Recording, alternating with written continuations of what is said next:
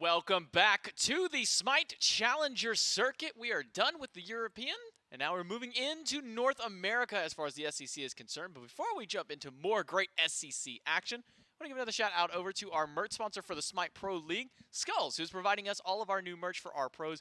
So make sure you get a chance to check out all the great jerseys they are providing over to our Pro League that you at home can also make sure that you pick up there. You can go to shop.smiteproleague.com, see what all cool jerseys are out there. If you get one for your favorite team, make sure that you pick those up as soon as possible because you're not going to want to miss out. There are some really, really nice jerseys. Great look out there. Ooh. Great available to you. Like I said, shop.smiteproleague.com or shop.hi-rezstudios.com/SPL. So make sure that you pick those ones up as quickly as possible. Thank you so much to Skulls for being the sponsor of Season 9 of the SPL for our merchandise at the least. But like I said, we have now moved into the North American side of the SMITE Challenger Circuit. It's J-Mac, it's Billy. Joining me once again over on the desk. We're jumping into the Athenian Sages and the Xibalba Storm. And much like our friends over in the European region, there's also some more roster changes over here for the North American boys. We'll get into those a little bit more as we start kind of jumping into the teams themselves. But now jumping over into North America, probably expect maybe a little bit faster pace compared to what we saw earlier on in the day.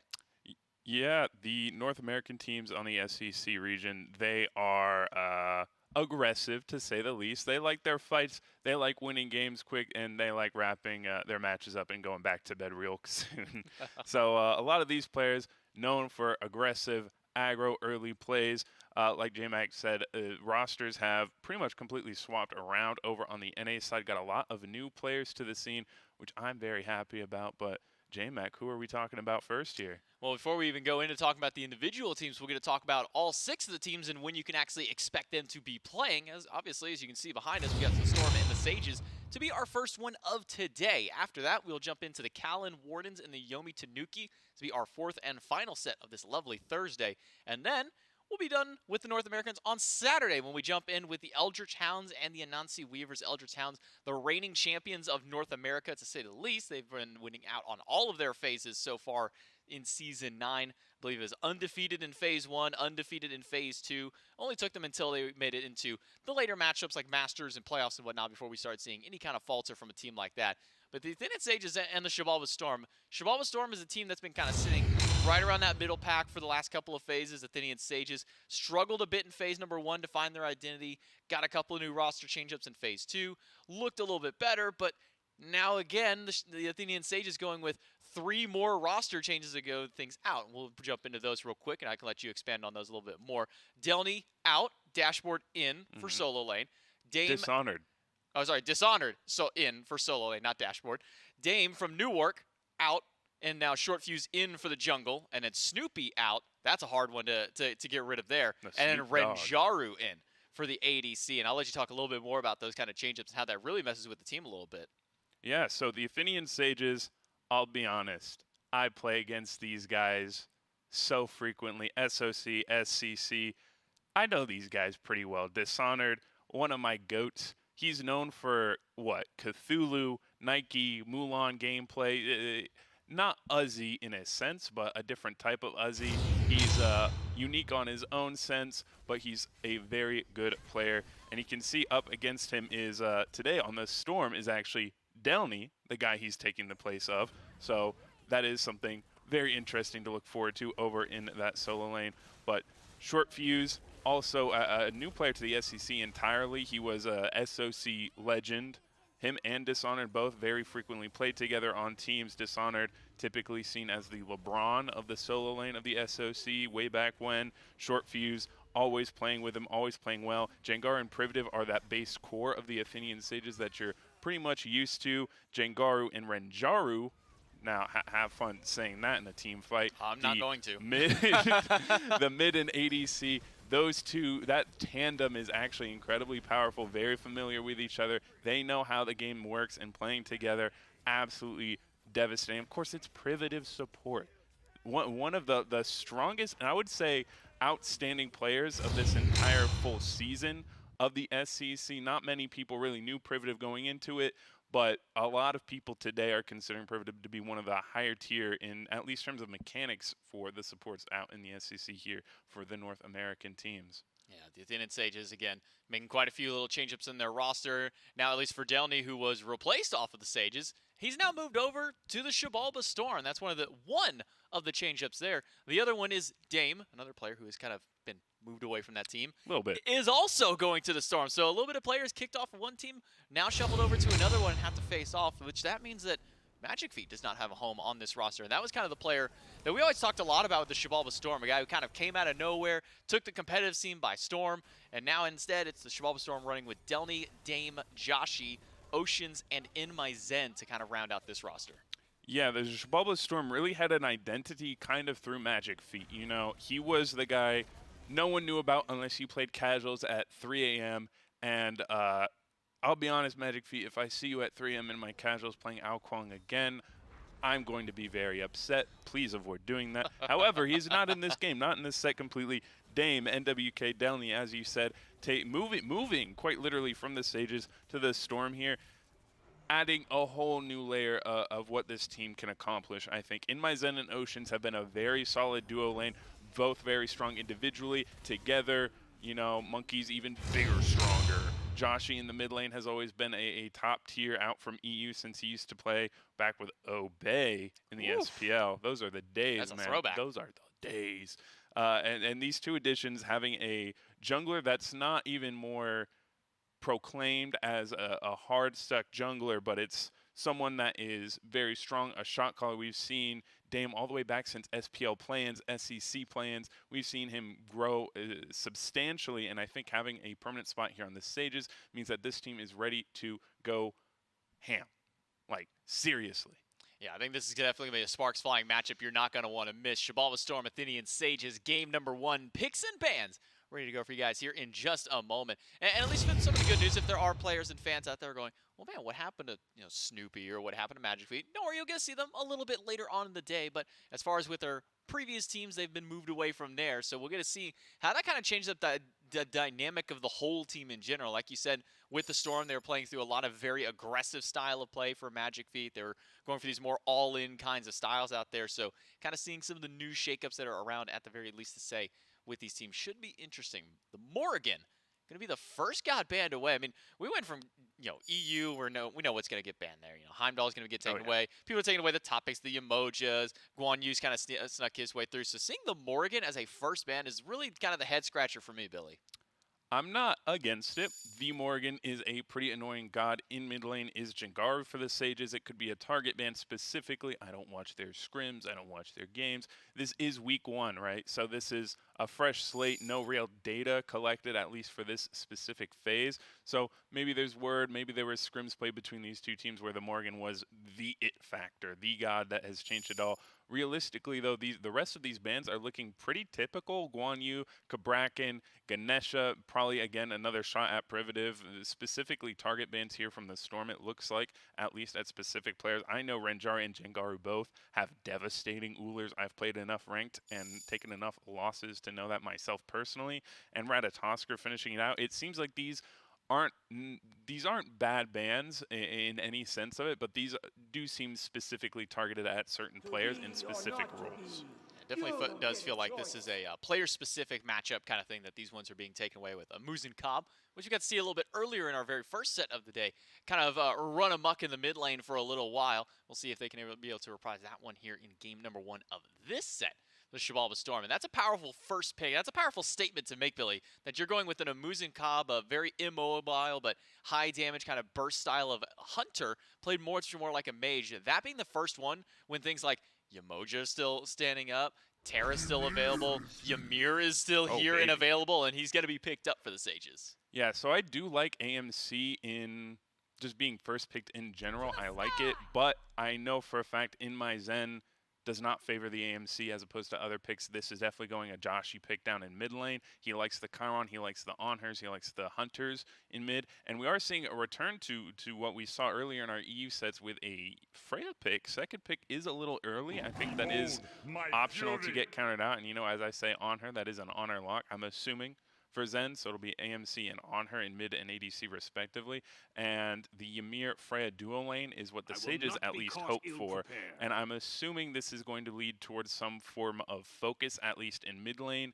providing some help through the jungle and making sure that pressure doesn't get too overwhelming. I mean, if you look at the first 3 picks, this is strong from the Storm. Yeah, this is the Storm saying, okay, you got Freya. We know that she scales late. You got Ymir. We know he's got some early pressure. So let's just drive some early pressure of our own. And I mean, you got this in spades, at least just with this on her and the Horus. Perfect combo potential between the two of them. You got your own natural combo that Horus has for himself between his 2-1. The natural combo on her has with himself with 2-1 also. No, 1-2, because you got to throw the pillar first, then the impale. And you can 3 on them too. You could 3 on them as well. 3, So hit the 4 you after, got all kinds of combo 2, potential. left click. Right, just between Hit all the the god buttons. itself. Now you have all the combo with each other. I mean, so many different options available over there. And then a Nike pick for the Sages, Dishonored.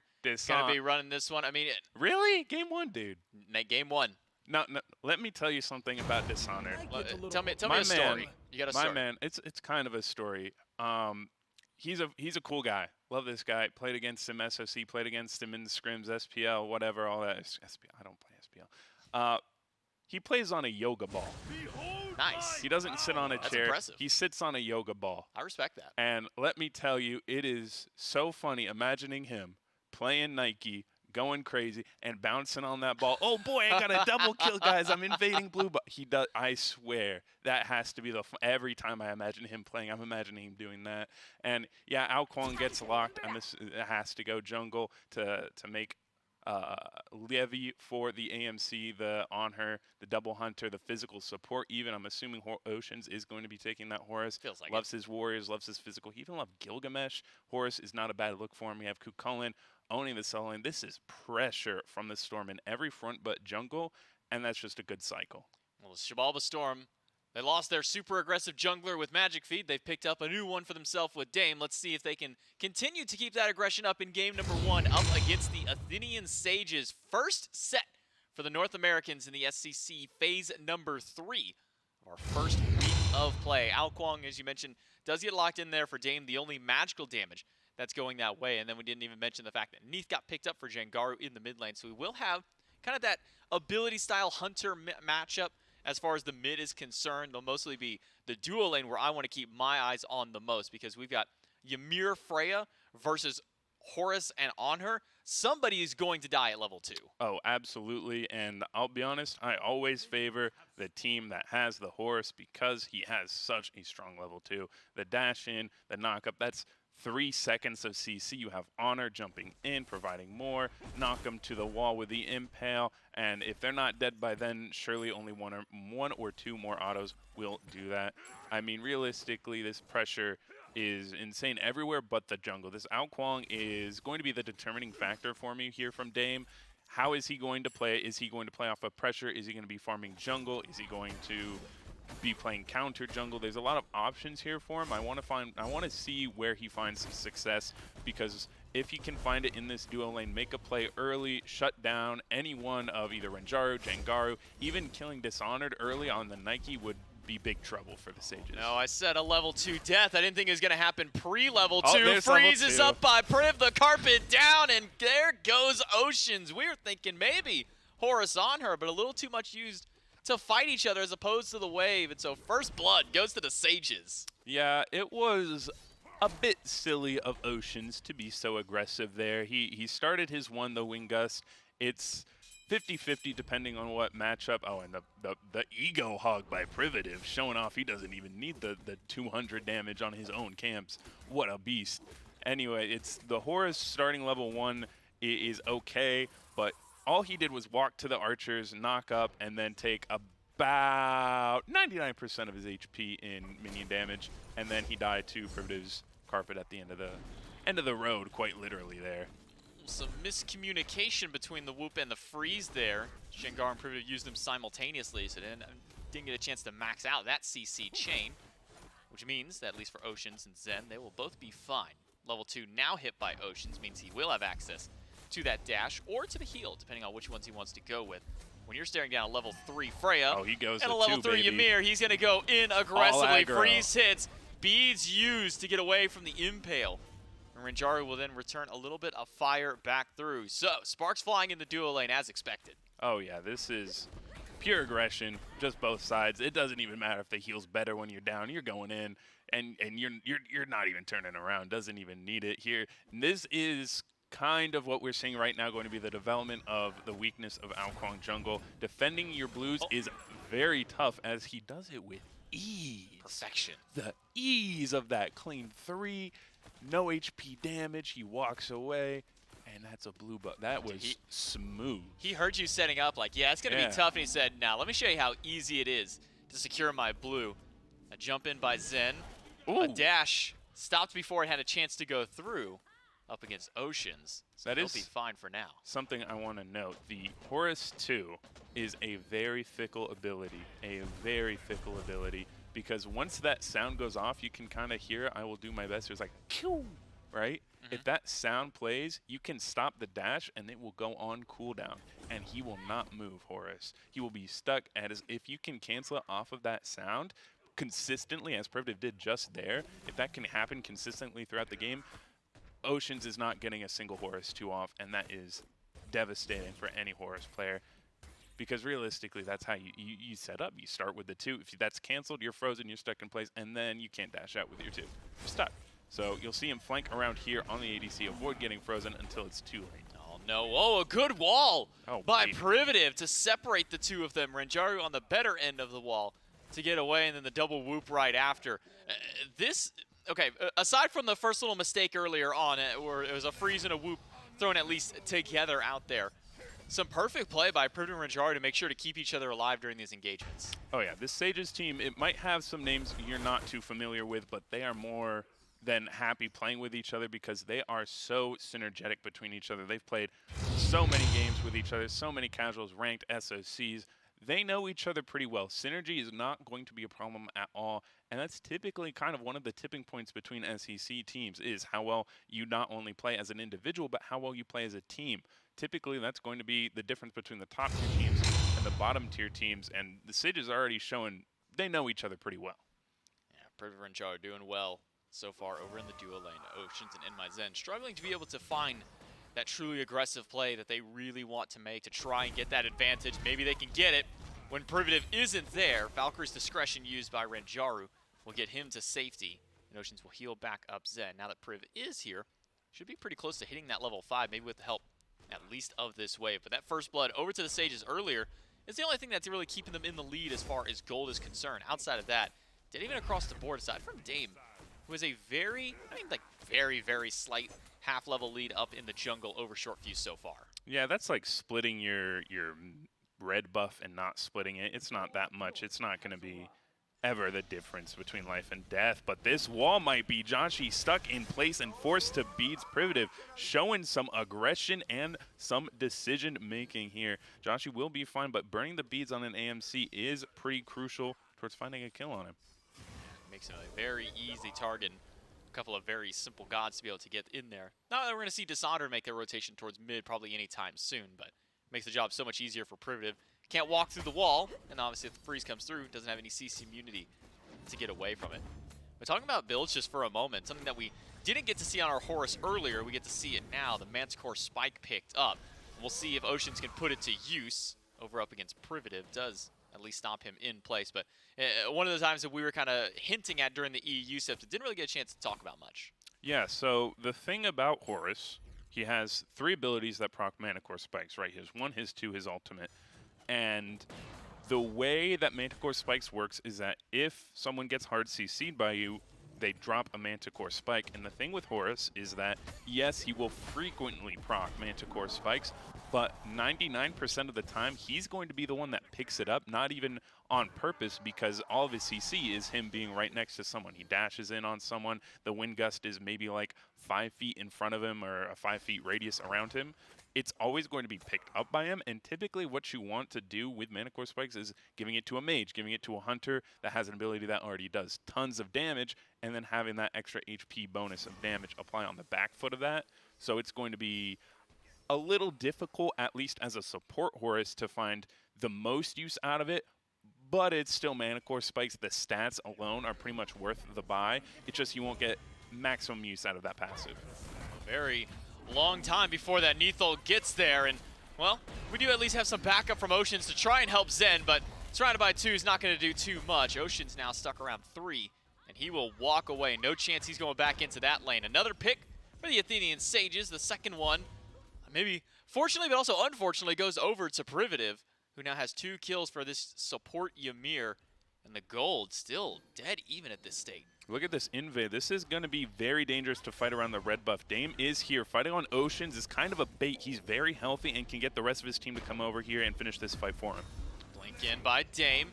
Does some damage against Renjaru. Ultimate from the Ymir. Gets the teleport away. Wall somewhat cuts off the path, and unfortunate for Jangaru. Just a miss off the route.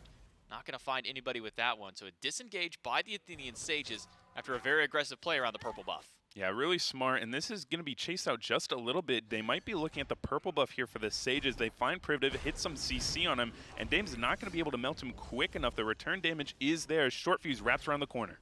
Wall is there, but the invis from Dame is still keeping him away from the Athenian Sages. No eyes where the Ao Kuang is, so no chance and no reason to continue to chase any further in towards enemy territories. The Athenian Sages are able to get out of their previous fight. They're able to start up yet another fight, but not really get much going from there. Ocean still sticking around for just a little while longer on this horse, just to make sure he can make sure that his carry is able to pick up his purple.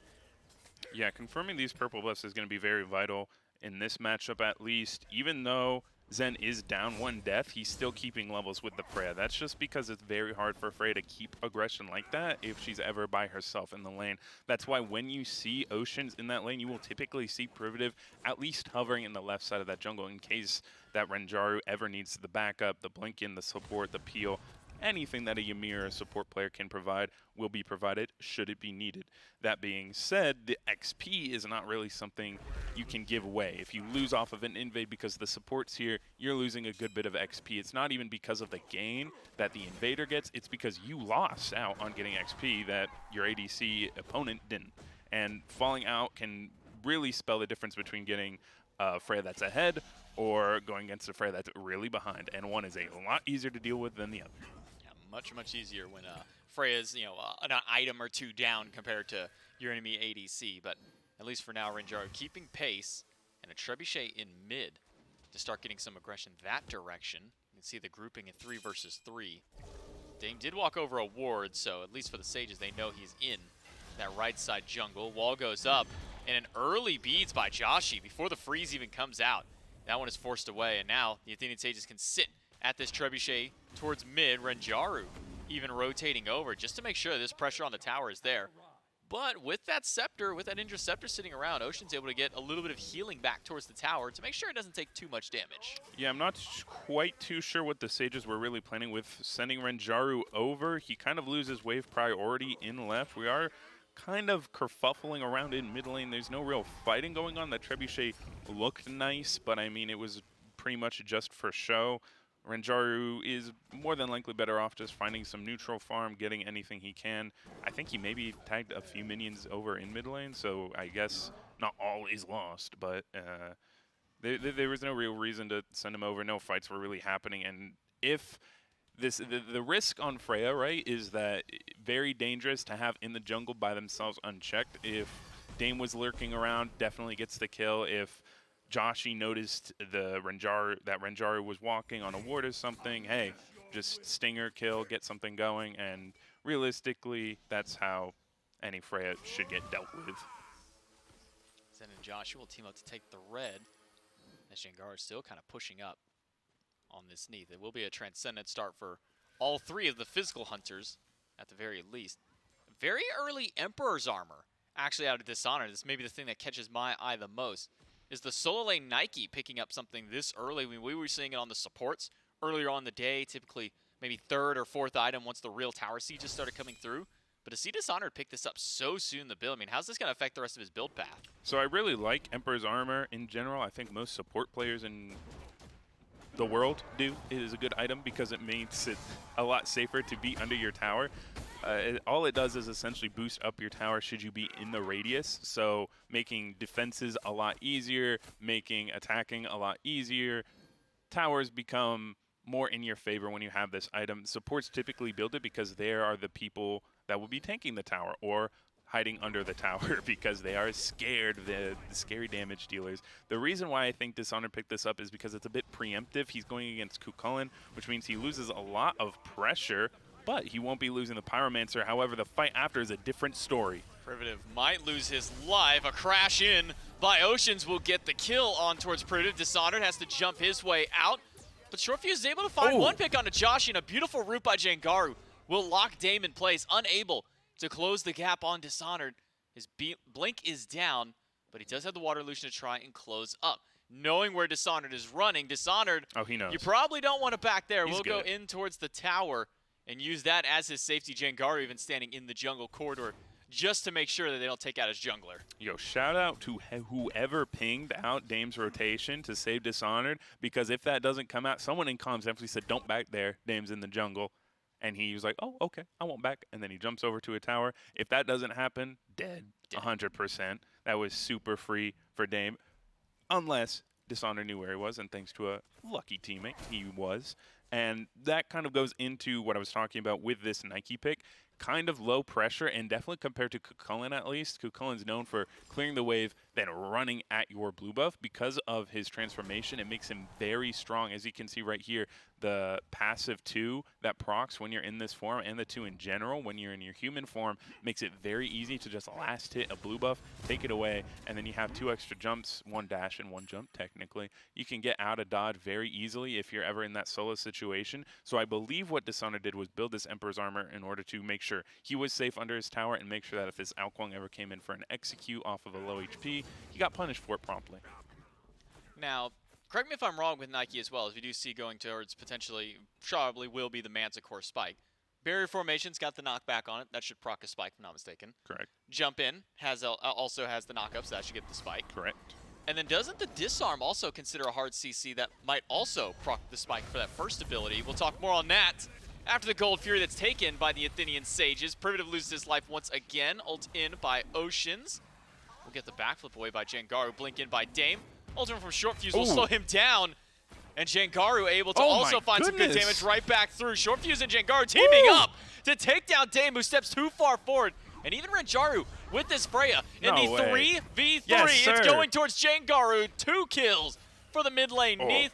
But unfortunate for Renjaru, he will trade out his life, a 2 for 2 at the end of the day. That was some beautiful play and teamwork by the Sages. Like, if you didn't believe me before, you should believe me now. That turn from Shortfuse and Jangaru was absolutely beautiful. The confidence on Shortfuse to turn and face that 1v3 with his shield, with his beads to turn and kill Dame around was absolutely fantastic. A great up end showing that not only could they get Gold Fear, they got a few kills at the end of it. Sure, Joshi got one through a few like weaving autos, and that was just good on him. That was some great team play by the Sages, utilizing their ults to perfection and getting out of a pretty sticky situation at least. Do have a fight over Dishonored's blue buff. Definitely trying to take that one away. Jump in, barrier to push him around. Every Cuchulainn plays like this, man. Every Cuchulainn's going to play like this. And it's not like he needs it. Oh, no, he doesn't need blue buff, but he wants that blue buff. That boy is hungry, and Cuchulainn is just very good at not only being there, being tanky, but being like so annoying through all of the ticks damage. It's very hard to predict that damage to secure that blue buff. Another ultimate by Zen, another ult from Jangaru in towards Zen. But Zen will not falter this time around, standing at just under 200 HP. Oh, one more wave, he's surely. able to go. Yeah, I mean, look, they both already left. Might as well just go and pick up the last little wave there. I'm not going to lose out on the experience. Sure, I lost only my ultimate during that one, which is all that he expended. Didn't even use his beads this time around, so he'll be doing just fine. Short cooldown on her. Yeah, and that was a really good impale to keep the Nemesis off. That is one of the weaknesses of Nemesis, is that you'll find it very hard to stick to people, especially like on hers. Jumps, push back with the impale, the slow with the pillar. Hard to chase down, especially through the CC immunity on his ult. If he gets ulted, he's just going to ult that and not be slowed, not be able to be chased down. Some good looks from Zen. Definitely a highlight clip, at least for just technical prowess in play right there, because that looked very clean. Able to keep himself alive, and as we take a look at the charts at the very least, about a 1.5K gold lead, a little bit less than that in favor of the Sages. Experience even less so at this stage of the game, so as we start approaching 17 minutes, this is typically when some teams are starting to at least kind of put their eye towards Fire Giant, whether they're actually going to do it or not. Maybe try and bait somebody out as long as they've got some levels to do so. And the Fury down for another 2 minutes. It's going to be at least some time before that objective is up. But the Pyromancer respawning back in could start up another fight for the Sages. Yeah, I think the objective play has been very good for the Sages, but we'll see how this swings around when it's the Storm engaging. Sunder onto Privative. Delny in the backline, zoning 3 away. And it will be a Pyromancer to the Xibalba Storm. Dishonored does find a little bit of damage with all 5 of the Storm here. And Renjar very late on the entry in. Could be a good fight for the Xibalba Storm unless Dishonored finds 3 with his own ultimate. One by Privative. Gonna get some decent damage out. And a few low health bars from the Storm are gonna force themselves away. Short Fuse is taking a 1v1 that I don't think he's gonna win out on. And now we see Oceans up in the sky. Can he close the gap in time? We'll get in pretty close. He's brought quite a few members with him, but the dash gets frozen in place, and Jangaru puts him down. That's how you do it. You do not dash on my territory, big dog, Privative. And they get the whoop onto Dame. He has to blink out, but he will be rooted, and he will fall under his tier 1. That is a huge turnaround for the Sages, and this is just fantastic. It's not even the first fight that the Sages need to win because they always find a way to turn it around and get something off of this aggression from the Storm. They're turning it on their heads. The Storm are kind of lost just being too aggressive, looking for something in addition to the Pyromancer. They got the Pyromancer. Why are you looking to fight after? Sure, fall back and then don't re-engage and look around this corner. Zen is about to get the cringe on him, bro. Oh my goodness, the corner play. Oh. Beads are gone too from the on her. No ultimate up means that that's the only way he can get away from that CC. So that's going to be nearly 3 minutes before we see him have access to that utility again. Shell will be up in about 65 seconds or so. And he'll be able to get a little bit of help from there. But now with the Fury spawning in, that's not a good position for Zen. Because the Fury is where the Xibalba Storm probably want to fight on. They've got a lot of objective shred. But now that their Hunter is down, at least his one main form of safety, could be risky for them to pull this objective. Yeah, so right now, if you're the Storm, you have to identify where your lead is, and it is 100% on Delny. Delny is your swinging factor right now. If you have him, you should have this Gold Fury. I don't dislike this at all, but the Sages haven't been winning off initial fights. They've been winning on the second chance, so we'll see how far they can take this one. Ult onto Delny, thrown up in the sky, but he'll be fine. Half HP on the Kukulkan, frozen in place. Tries to get the transformation out, but the wall locks him in, and Renjaru finds the final shot to take him down. Up in the sky from the Valkyrie's discretion, and now back on the ground. Dishonored is running amok in the back line. Will make sure to keep the rest of the team zoned out. The Storm get at least the objective, but they do lose that solo laner in the process. This is just so well disciplined from the Sages. They are completely fine giving up this objective. Any objective, it has been just, hey, we don't care about fighting on it. We don't care about fighting before it. We care about fighting after. When the cooldowns are down, that's when they go. And Privative has been stellar with these walls, locking down and locking in any target that the team collectively goes on. And that's the thing. They aren't splitting targets in the slightest. Once someone gets CC'd, the whole team focuses it. Jangaru and Renjaru both combined together with their funny names and their funny auto attacks to just slam one person, move to the next if there is. And what is this?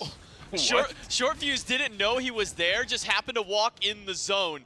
And then right as the invisibility ended, Dame got found, and Short Fuse is the one with some help from Jangar and Privative to put him down and put another kill on the board for the Athenian Sages. From our perspective, we're sitting here going, how have they not seen each other? Like, they're literally holding hands in the jungle at this point. They were bumping into each other, just going to the... They were just getting in the lunch line, just bumping into each other. Just, oh, hey, I didn't see you there, buddy. And then it just ended up turning into a brawl because one of them bumped the other ones and knocked their carton of milk on the ground. Oh, I didn't see you there, buddy. Oh, word? Well, my knee's ulting you now. How about that? Oh, and after that pick, Fire Giant is definitely a smart call. There's only physical damage left on the board if Dame falls, so there's only one source of damage that this can really come through. Oceans is the only real engage, but he's going to be kind of trapped behind Dishonored. Otto almost steals it. It would have been funny. I would have laughed, but not going to happen today. Will not do so. Athenian Sages grab Fire Giant for all 5 on their team. Zen, recognizing there's not much he can do for the Fire, has instead decided to do some split pushing. Gets the tier 1, almost takes down the tier 2 tower. We'll get some help from the minions. Short Fuse on the way to maybe stop that one while the rest of his team has instead worked their way over towards the right side of the map. Maybe a little wraparound for Short Fuse. Zen hasn't spotted this one out. We'll now see the scuffle with each other. And it's going to be, well, just a one-sided affair. Short Fuse just absolutely bodied in my Zen in the 1v1. Oh, but we're fighting Oceans 3v4. goes in to make it a 2v4 immediately on the front. But Oceans, you don't got a lot of health there, buddy. Jangaru finds the pick of his own. Dame grabs it. It makes it a 1-for-2 across the board, but Dame doesn't get the execute. And instead, it's Primitive Fu finds the kill. Joshi now half HP, and the Valkyrie's discretion is enough to take him down with the help of Dishonored, and it is only Delny left alive. He's doing a lot of damage, and he's going to need just a little bit more. A good wall by Primitive will save their life. Freeze is not going to last very long on Delny. Renjaru's waiting for his one moment to walk back in, the one chance he needs to get a hit for a kill. Delny will find the root, find the dash, and a chase out with a good knockup should mean that Delny goes down in a deicide for the Sages. So this is a combination of multiple things happening in the Xibalba Storm. Zen is so good at knowing the right times to split push, right? He gets that tier 2 for free. Even if he dies, that would have been worth it if that's where it ended, but it didn't. For some reason, Oceans and the rest of the gang on the Storm decide, hey, let's take this fight in, right? If we know Nemesis is not going to be there and Neath ult is down, right? We know that's done, let's fight. It was very segmented. Delny was very late to the party in terms of the engagement. Oceans was early, either or, it doesn't matter. The 3v4 was what it turned into off of the Horizon, and they turned and killed Oceans very quickly. Just one freeze and 2 sets of autos between Renjaru and Jangaru. Not gonna get ever tired of saying that duo name, by the way. They absolutely went ham on him, blew Oceans up as soon as he landed near most, making it a 2v4. Delny comes in right before his 2v4 turns into a 3v4, turns back to a 2v4. Numbers happen. The Storm are always on the back foot in that fight, and they end up losing it all, and they lose 2 tier 2s off of it. 2 Phoenixes are exposed, and Fire Giant has only lost half of its duration. Fire Giant still there for about another minute and a half. Only tier 2 in mid still left standing for the Sages to knock down before they can make their way back over for yet another Fire Giant. And all of a sudden, with that fight, with those towers taken down, the Athenian Sages have amassed themselves about a 6,000 gold lead, our first significant one of the game so far. Level 20 is starting to get hit across the board, so the XP matters a lot less at this point. Just a couple more individual levels for some players, 19s for 3 of them on Xibalba Storm. The Sages will group up at the mid-tier 2 tower. Probably not much contest, at least out of the Storm, to try and really put up a hard defense for here, but all 5 players will at least show their face. Yeah, it's going to be very hard for the Storm to find an engage right now. You're kind of waiting for Sages to overstep, but they can be very safe. Stay on tower line, just auto the tower down, move on to the next lane, move on to the next objective. Gold Fury is up. That's probably what they're going to look forward towards. With Fire Giant losing the buff, with losing Fire Giant buff pretty soon, what they're more than likely going to do is secure Gold Fury back, spend their gold, clear out as many camps as they can to maximize that profit that they gain from this Fire Giant, and just try and pressure out and posture up for the next one, and then that's when they will more than likely take time to siege the birds. It'll be just under a minute now. Well, not quite. A little over a minute before the Fire Giant does crash back down to the earth, and the Athenian Sages can set up for that one. So for the Storm, we've seen that even when they were down in kind of the 3v4 and then turned into a 2v4, that there is still a decent bit of damage out there. So for the Storm, once this fight inevitably breaks out around the Fire Giant, do they still have the opportunity to get in here and try and find those picks on the Sages to bring this game back for themselves?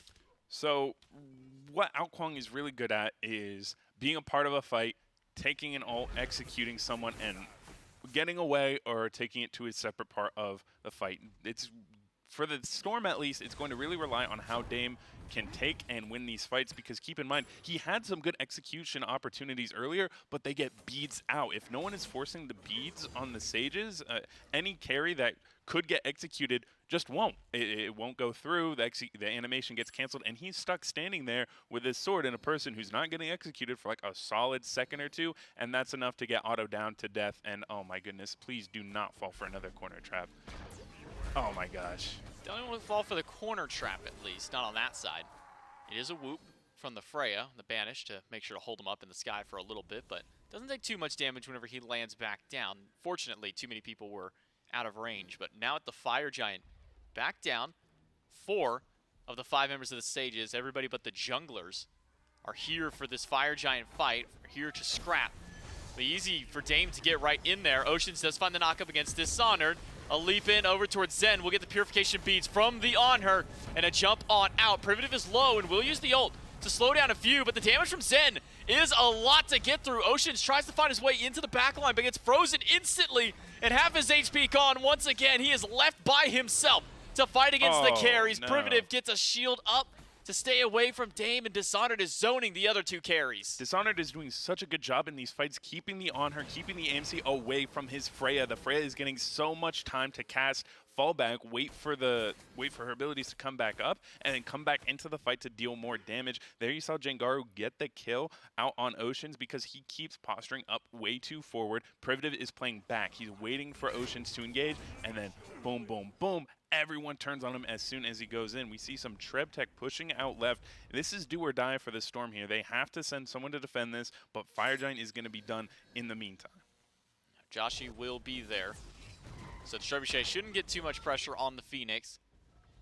And unfortunately for the rest of the Storm, not much of an opportunity to get in and try and take this Fire Giant away. So the Sages will grab their second one of the game.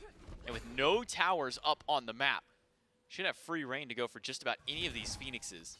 But a few members will go back to base, maybe finish up some of their power spikes that they are waiting for at this time. You see a Mail of Renewal picked up by Renjaru at the very least. And then some Purification Beads, I think, upgraded there, at least by Renjaru. The only one who lost his beads during that entire scuffle over on that right-hand side really makes it difficult for Dame to try and get over towards this Freya and try and find one of those picks. Yeah, when you have someone making so much space and creating so much peel for you, Privative does great at stopping this Horus on Oceans to do anything, pretty much. He can ult in, sure, but you're not getting this 2-off right after. You're not knocking up my carries right after because I'm going to put a wall right in your face, and you're not going to be able to leave. You're going to have to suffer through all of these auto attacks just taking you down in like 3 hits or something absolutely crazy, because that's how crazy these ADCs are. They are massive in this game. They're looking 6-1-6, 2-1-10. Sure, not impressive, but like lots of kill participation. I'm sure this damage, oh my goodness, 21k, 19k. The only one matching is Delny, and that's a solo laner. So does it really count? No. I don't know. He's been putting in some work during some of these team fights. I'll give some of the credit over to Delny, at least for being top there, a little bit above Dishonored in the fight, who's been zoning 2 carries away the whole time through. Absolutely. And now a fight over towards the left side Phoenix, and one in mid. Oh, no. Short Fuse found a 2v1 that can't under happen, the enemy buddy. Phoenix. That's going to be the jungler down. Dame is out. Mid Phoenix gone as Jengaru rotates over to make sure that that one goes away.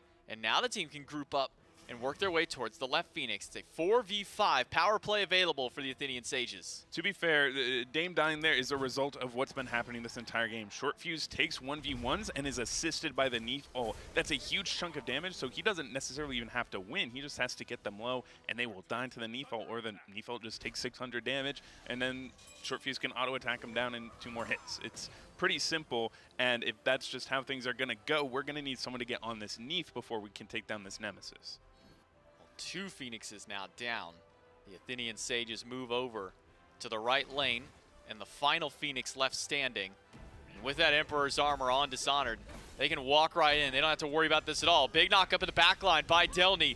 Could at least start the defense through, but Joshi gets blown up by Jengaru instantly, turning it right back into another 4v5. Dame is back up, has made his way to the fight, but how much value can this Ao Kuang find? How much time can the Athenian Sages buy on this right Phoenix before they may need to pack it up and head home? So keep an eye on the mid and left waves here for the Sages. They're both enhanced with fire minions, so they're going to be pushing very quickly and very hard into Titan. They're likely going to go in right now.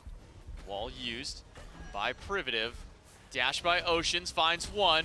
Short Fuse goes in to try and take care of Dame. A jump in, finds 2 for Dishonored, and that creates just enough space for the third Phoenix to finally fall down. Athenian Sages have now cleaned the map of all structures standing for the Xibalba Storm. A 12,000 plus gold lead in favor of the Athenian Sages. And it feels like Xibalba Storm are one team fight away from having a fight to game 2. Oh yeah, very smart and well-disciplined from the Sages.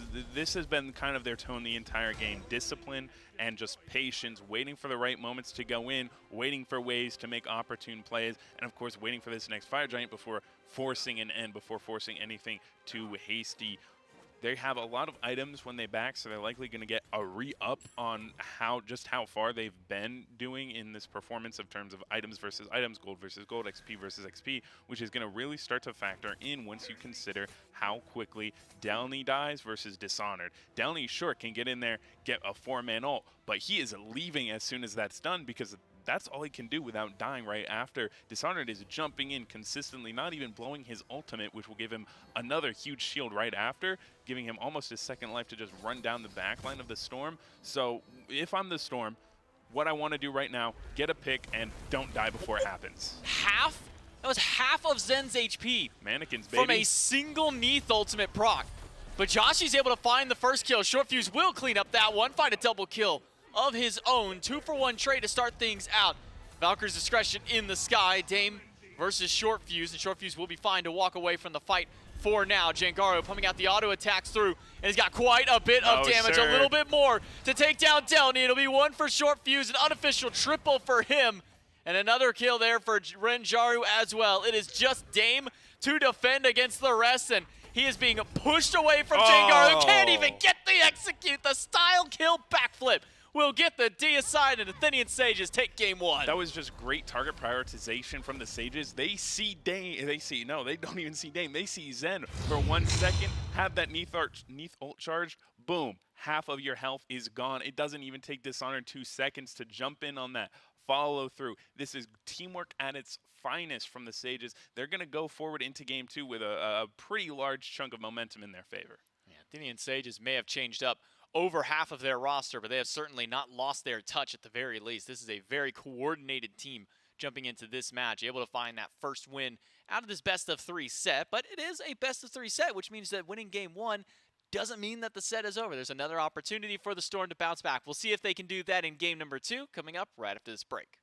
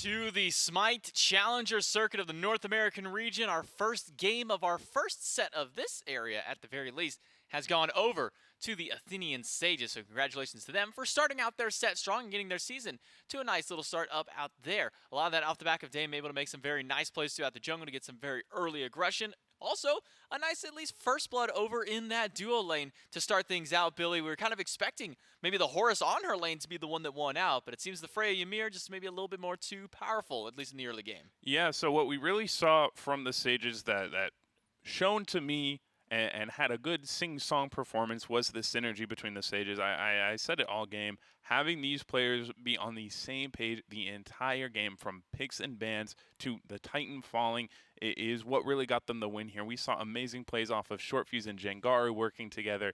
We saw amazing plays from Dishonored and Renjaru working together. And those are two different names, by the way. They have very similar names, but they're two different players, and they are both GOATs here in this first game right now. Primitive, of course, looked absolutely brilliant on this Ymir. Just auto attack, auto attack, auto attack, and then guess what? He does not miss that freeze, does not miss that too. In my Zen, you can body block as much as you want, but Primitive just shown throughout that entire match, he knew when to engage, he knew when to set up walls, and he knew when to peel, protect his backline, and that allowed them to free cast. Look at how much space Jengaru has in this clip alone, and when that space does fall, when he does have to fight, he gets to flip himself out, and boom, right back with what a brilliant explosion off of that weave, first off. And then the same thing goes for Renjaru on a Freya, much harder god to create so much space for, just gets to wail on anyone that's in front of them because it's just how easy it is. It's only one person at a time. The front line for the Sages did such a good job at creating that space and creating that funnel into the backline to allow their backline to get so many kills, so much of a lead, and just ultimately swing them the game. Yeah, those combos between at least Jengaru and Short Fuse are making quick work of the health bars of Zen and Dame during that fight. I mean, we saw the fight at the Fire Giant.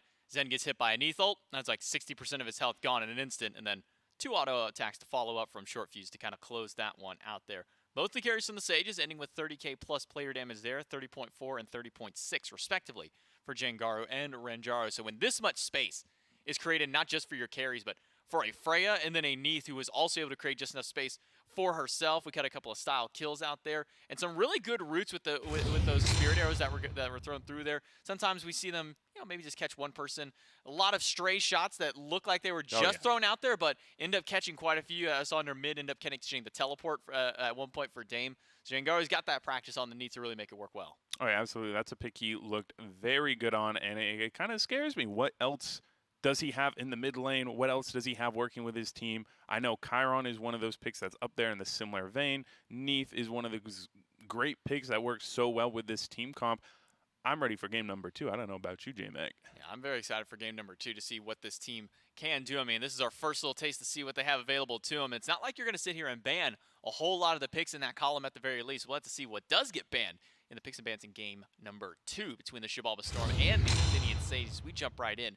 Now, the Morgan was the first god that got banned away by the Xibalba Storm. It'll be the first god that's banned away again by these teams. So we're not going to see that god for whatever reason it may be. Same with the Guan Yu. That one's not going to make its way onto the picks to the picks column at the very least for those. Is it and there the Nike? That's some respect. It's been a long time since we've seen Nike in that column, Billy.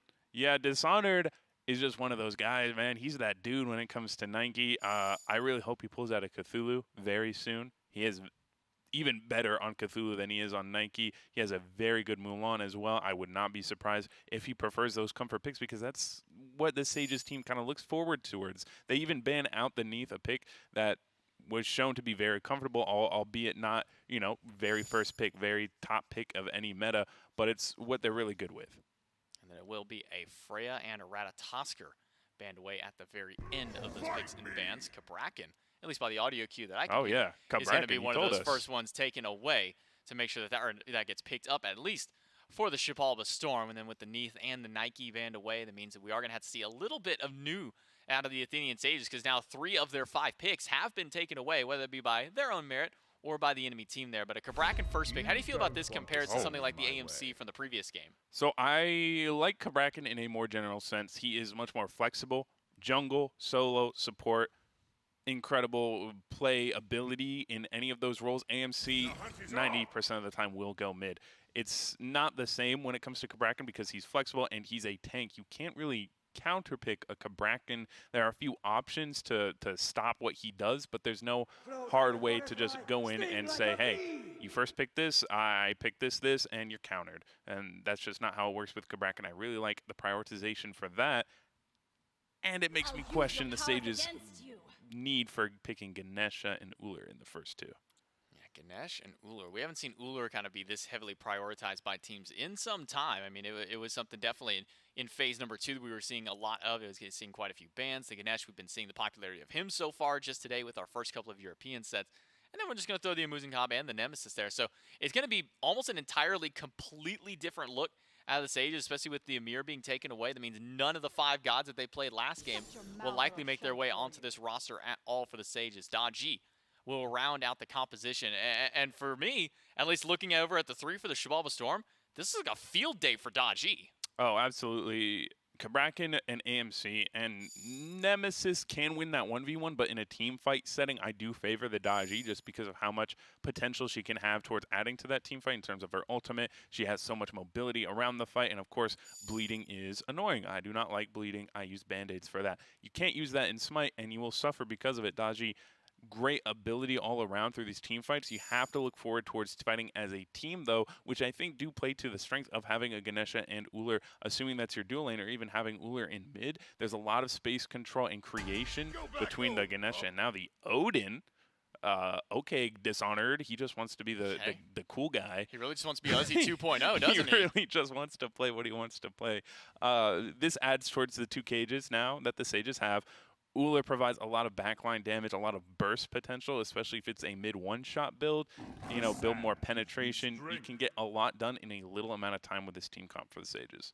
And the Odin will force some extra mobility, at the least, out of the Xibalba Storm, because all 3 of the top 3 can't get out of the Odin cage. All 3 of the top 3, no CC immunity either to deal with the Daji. So on her and Athena herself naturally can't get out of the cage unless she's got a teammate to be able to jump out somewhere else. So 4 players from the Storm could be having quite a bit of difficulty to deal with this Odin. So seeing that one get drafted in right after. But Athena, no stranger to the SCC, especially for North America. We see a couple of players. I sometimes think Privative as well as one of those ones who likes to grab it.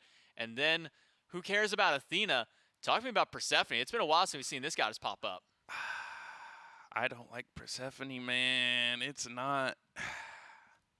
Persephone does not do enough damage in her current state right now to warrant ever being picked. In my opinion, you can hit every single ability, do maximum amount of damage, and her numbers are just very, very low, especially in this meta against Cabrakan, against double hunters. You're going to get blown up before you can even get most of your kit off. It's going to be very dangerous for, I'm assuming, Jengaru, but we'll see what the front line can do. They really excelled last game, Dishonored and Privative. We'll see if they can make the space that Jengaru needs in this one.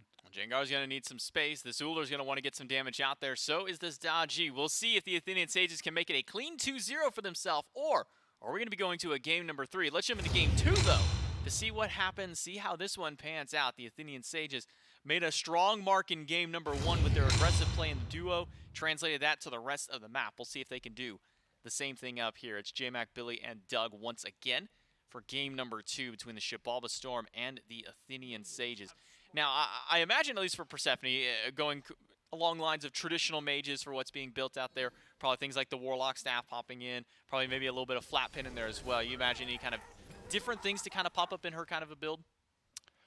So I think Persephone is a fine mage to be building the typical build, which is going to be going Warlocks first, probably snagging a Divine Ruin. Staff of Mirrodin is not bad on her, gets use of that passive pretty efficiently, and then you typically just want to go into Soul Reaver, build up the pen. I don't think the build itself on Persephone will differ too much. However, that just doesn't really warrant to how successful I think she will be in lane. It requires a good bit of setup. You have to plant those seedlings pretty early and pretty aware of where you want to fight before you can fight somewhere. Now aggression back towards the duo. This is what was at least expected in game number 1 of a lane similar to this for the Storm. Zen and Oceans have that wave pressure up against Priv and Renjaru. Short Fuse is lurking around the left jungle. This could be a very early rotation in. The double by taunt? Oceans. That means that's their primary CC. The A jump leap in is by down. Zin.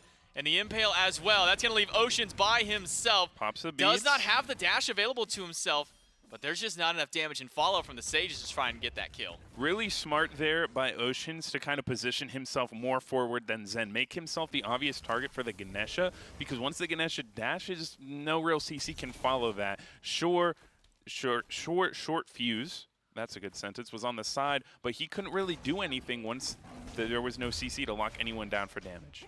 Zen jumps in, finds the Impale. Doesn't find the kill just yet. It's going to take a little bit more damage between these two, and even despite the fact that a gank happened against the Xibalba Storm, they're the ones who are looking much healthier after the end of that fight. Mid-camp will go over to Jengar on the Persephone, so he'll get a little bit of extra XP to himself. And he's kind of been left alone in this mid lane. Junglers have been doing their own thing, whether it be over on the left side or the right side of the map. Yeah, I've said this a little bit before. Right now, the side camps are very strong in terms of the amount you get, the amount of XP you get, and the amount of XP you could potentially take. So if you lose XP on that side, you're losing a significant amount of lead. Silence good from Priv to not only kind of stop any further aggression from In My Zen, but also negate a little bit of potential pressure as well. So the Xibalba Storm are trying to make their mark. They do over on the right side of the map, I'm sorry, as a blue buff gets stolen away from Dishonored. That's going to make life a little bit harder for the Odin in that lane. But the fact that he's picked up that tier 1 earring means that he does have a decent bit of MP5 at least to stay in that lane. Yeah, most solo laners will be picking up this item. It is the tier 1 earring. Actually most, I would say, most solo laners can either develop this into a Mana Core Spikes or a Fabulous Tubes. Odin, I wouldn't say so. The only hard CC that would even proc Mana Core Spikes is a charged 3. Gugnir's might correct me if I'm wrong, but he can keep that item, the earring, providing 15 MP5 to keep his mana up even if he loses the blue buff, which is pretty essential to how Odin likes clearing waves. Jumping on him, Bird Bomb, uses 3 after, get some poke in, and typically just stay healthy. So I don't think he'll be upgrading that. He'll probably go into, say, a breastplate, some cooldown, some mana in the next item, and kind of skip over this earring. If that's what you see, don't be confused by it. It's pretty good. Decent bit of As he MP5. upgrades it. Tough scene for me. As he upgrades it right away. Tough scene for me. Now, shouldn't be a Fabulous too, just because he doesn't have any healing. No, it's going to be Mana Core. So it's going to have to be that Mana Core Spike for him. So will be that single form of hard CC for him to get that proc. So you're going to be keeping your eyes on him. So maybe land that. Before he bought us, actually asked what would be maybe the viability of picking up a Bobble, at least over in that spot. I do not like Bobble. I like the word bobble. It is a fun word. It is a very nice word to say bobble. Sphinx's Bobble, the full name. Sphinx's We always Bobble. just shorten it to Bobble, but it is the Sphinx's Bobble. So 50% cooldown is not a lot, right? And if you miss your Persephone ult, you want that 50% cooldown to bring it back. But having that on Odin will not give you a lot of things. Sure, you can spam your 2 and your jump and your everything to get out, but the amount of trade-off for that, you take a lot more damage for not a lot more in return. 10% extra cooldown, and you still have to build the 50% cooldown in total is just a little tough for you. Delny has some backup from his Athena and his Okay, Nemesis. it's a party on So blue a buff. fight for the blue buff, which will go the way of the Xibalba Storm. Will the fight go the Storm's way? Big Wall walls. is going to hold off Short Fuse. He's able to walk away, but the Tremors are locking him down, and it might as well just be a route for Privita because he's getting body blocked on the other end of it. Does find the distance to get a dash, and Dishonored has a jump, so he will get over the wall. A first blood for the Xibalba Storm at the enemy blue buff. So the reason why this is happening is that the Sages have Odin, which if you are an Uzi enjoyer, you will know not the highest pressure solo laner. Kabrakan, complete opposite, very high pressure. If you have your jungler around, say Dame, and maybe even your support who's Athena ulting to blue buff from wherever they may be during a blue buff invade, if you're against Odin and Ganesha, they don't have enough lockdown to really do anything in terms of getting a kill, reducing HP, winning a fight, especially if the only damage is a early game Daji, not really known for high damage output, more so getting around a fight and providing a bit more CC to help other teammates do said damage. So it is going to be very rough defending these blue buffs. If I am the Sages, I'm looking to flip the map, play on purple buffs, play on red buffs. ignore this Odin for the time being. It seems like Dishonored is currently building to kind of just be left alone for the rest of the game and maybe foregoing all of his blue buffs, because that's just what Odin is. Late game will turn into a real tank with shield spams, with ult spams. He'll be okay late game, but not. It shouldn't be bringing down the rest of the team, this suffering that he has in the early game. As we start moving through the first few minutes, about 1,000+ gold up for the Xibalba Storm. And highlighted there, thank you, Doug, for showing that one, as a round shield picked up by Dishonored right after the tier 2 of those earrings. So not even going to finish up the earrings Did yet. that to spite me, by the way. Maybe it didn't even. Maybe it just didn't have enough gold to finish them out. Short fuse up on the Pal Lao. We'll get the beads away from Joshi. Not going to find Oceans, who's also sitting on a set of purification beads. So every single person on the Xibalba Storm, understanding what Short Fuse is capable of doing, has picked up beads to get away from this Pal Lao. Something that I really like from the Storm and that has changed from game 1 is their sense of agency, right?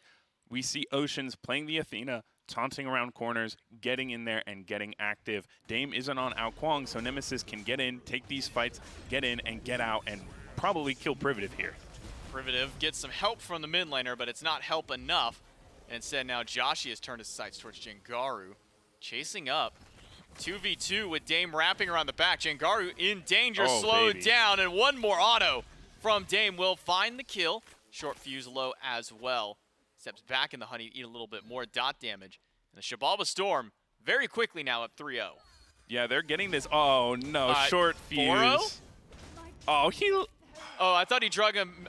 Did he actually drag him back in for the kill on the speed? Buff, the speed buff got the kill. That is something, man. Oh shit, that's a tilter. That is, that's really good on Oceans, right, for being there in that moment. And Privative might get one of his own. This Ganesha damage is going to be a little less weak, or a little more weak, I would say, than Athena. So catching Dame out there doesn't yield the same results. He's in his own here in this fight. Oceans is getting too taunted into a big circle of boys, and he might just be healthy enough to get out of this alive. Yeah, not quite enough damage on those harvest plants from Jengaru on the Persephone to lock down and take out Ocean, so he will be able to waltz his way on out. That Mail of Renewal giving him a little bit of extra help throughout that fight as well. So Xibalba Storm find that first blood over at the blue buff, and then since then have been running amok in the enemy territory, being able to pick those fights at the red buff, and now expanding that lead to 2,700 gold, 3,600 experience. A complete flip of the script for these two teams in game number 2. Yeah, the Storm are coming out very strong right now, and like I said, the Ao Kuang pick just didn't seem to work because there was no real way for him to get inside of any team fight without paying dearly for it, whether it be a lot of HP or a lot of anything. But you see him right now just wrapping around this mid lane and going down on Jengaru. Jengaru does have the jump to get over the wall, and that will end that fight. Holds on to his beads, didn't need it there. And used the ultimate instead just to give himself a little bit of extra peel. Oh, no. And then Renjaru, I should say. Oh, he gets jukes that? out quite a few. Gets that? Gets the 1-for-1 trade. Jungler? Maybe a little bit Where's my extra. jungler? Can Privative find the gap? No, he will not. Teleporting by Short Fuse should be able to find a pick onto Dame because he gets thrown up in the sky. The shield comes out just in time to give him a little bit of extra. The Pal Lao chains will connect and will take him down. Short Fuse teams up to find themselves 2 kills for a 1 trade. So that was really well initiated by Oceans. What he did was Zen caught the dash out from, or the jump out from Uller on the Renjaru, right? So Zen jumps in, gets to tower line. Ocean's ults, lands, dives in the tower, and sure, Ocean dies for it, but that's a kill on Renjaru. That's massive. However, that followed up by getting a kill on Dame, catching him out in the jungle with Short Fuse, Privative, and I believe Jengaru did get a, no, he did not get a tag at the end of it. So Short Fuse and Privative coming over and stopping the rotation before it happened onto Dame was very well played. Both teams got a good bit out of it. I would say the real winner is the Storm here because Zen really got that kill. He is 2-0 in lane with not a real solo kill, but he does have a kill against the lane opponent, so he is big up in terms of XP. Zen in danger now. The fight was being put at Renjaru, but now it's Renjaru taking the fight. Dame does get a pick onto Dishonor. Ultimate by Zen, doing a lot of damage, but not doing enough damage. Privative will not go down to the tower, and Renjaru gets a little bit of revenge for himself on the left side, but that's a 1 trade out for Dishonored's life on the opposite end, and a Pyromancer plus a Scorpion goes over to Xibalba Storm.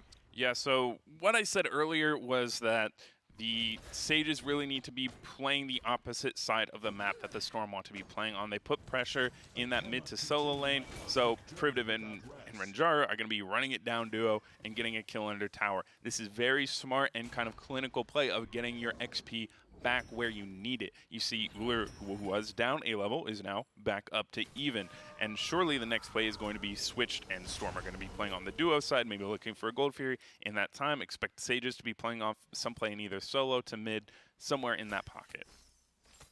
Do see at least a little bit of a slowdown there for the Sages being able to find that pick and kind of pump the brakes on Zen, who had nearly gotten a 2-level lead up over Renjaro, and that's not where you want to be as an Uller up against an Anher. Anher definitely known for his early game prowess and his early game boxing. We'll see if they take a 1v1. It'll never be a true 1v1 so long as there's an Athena nearby.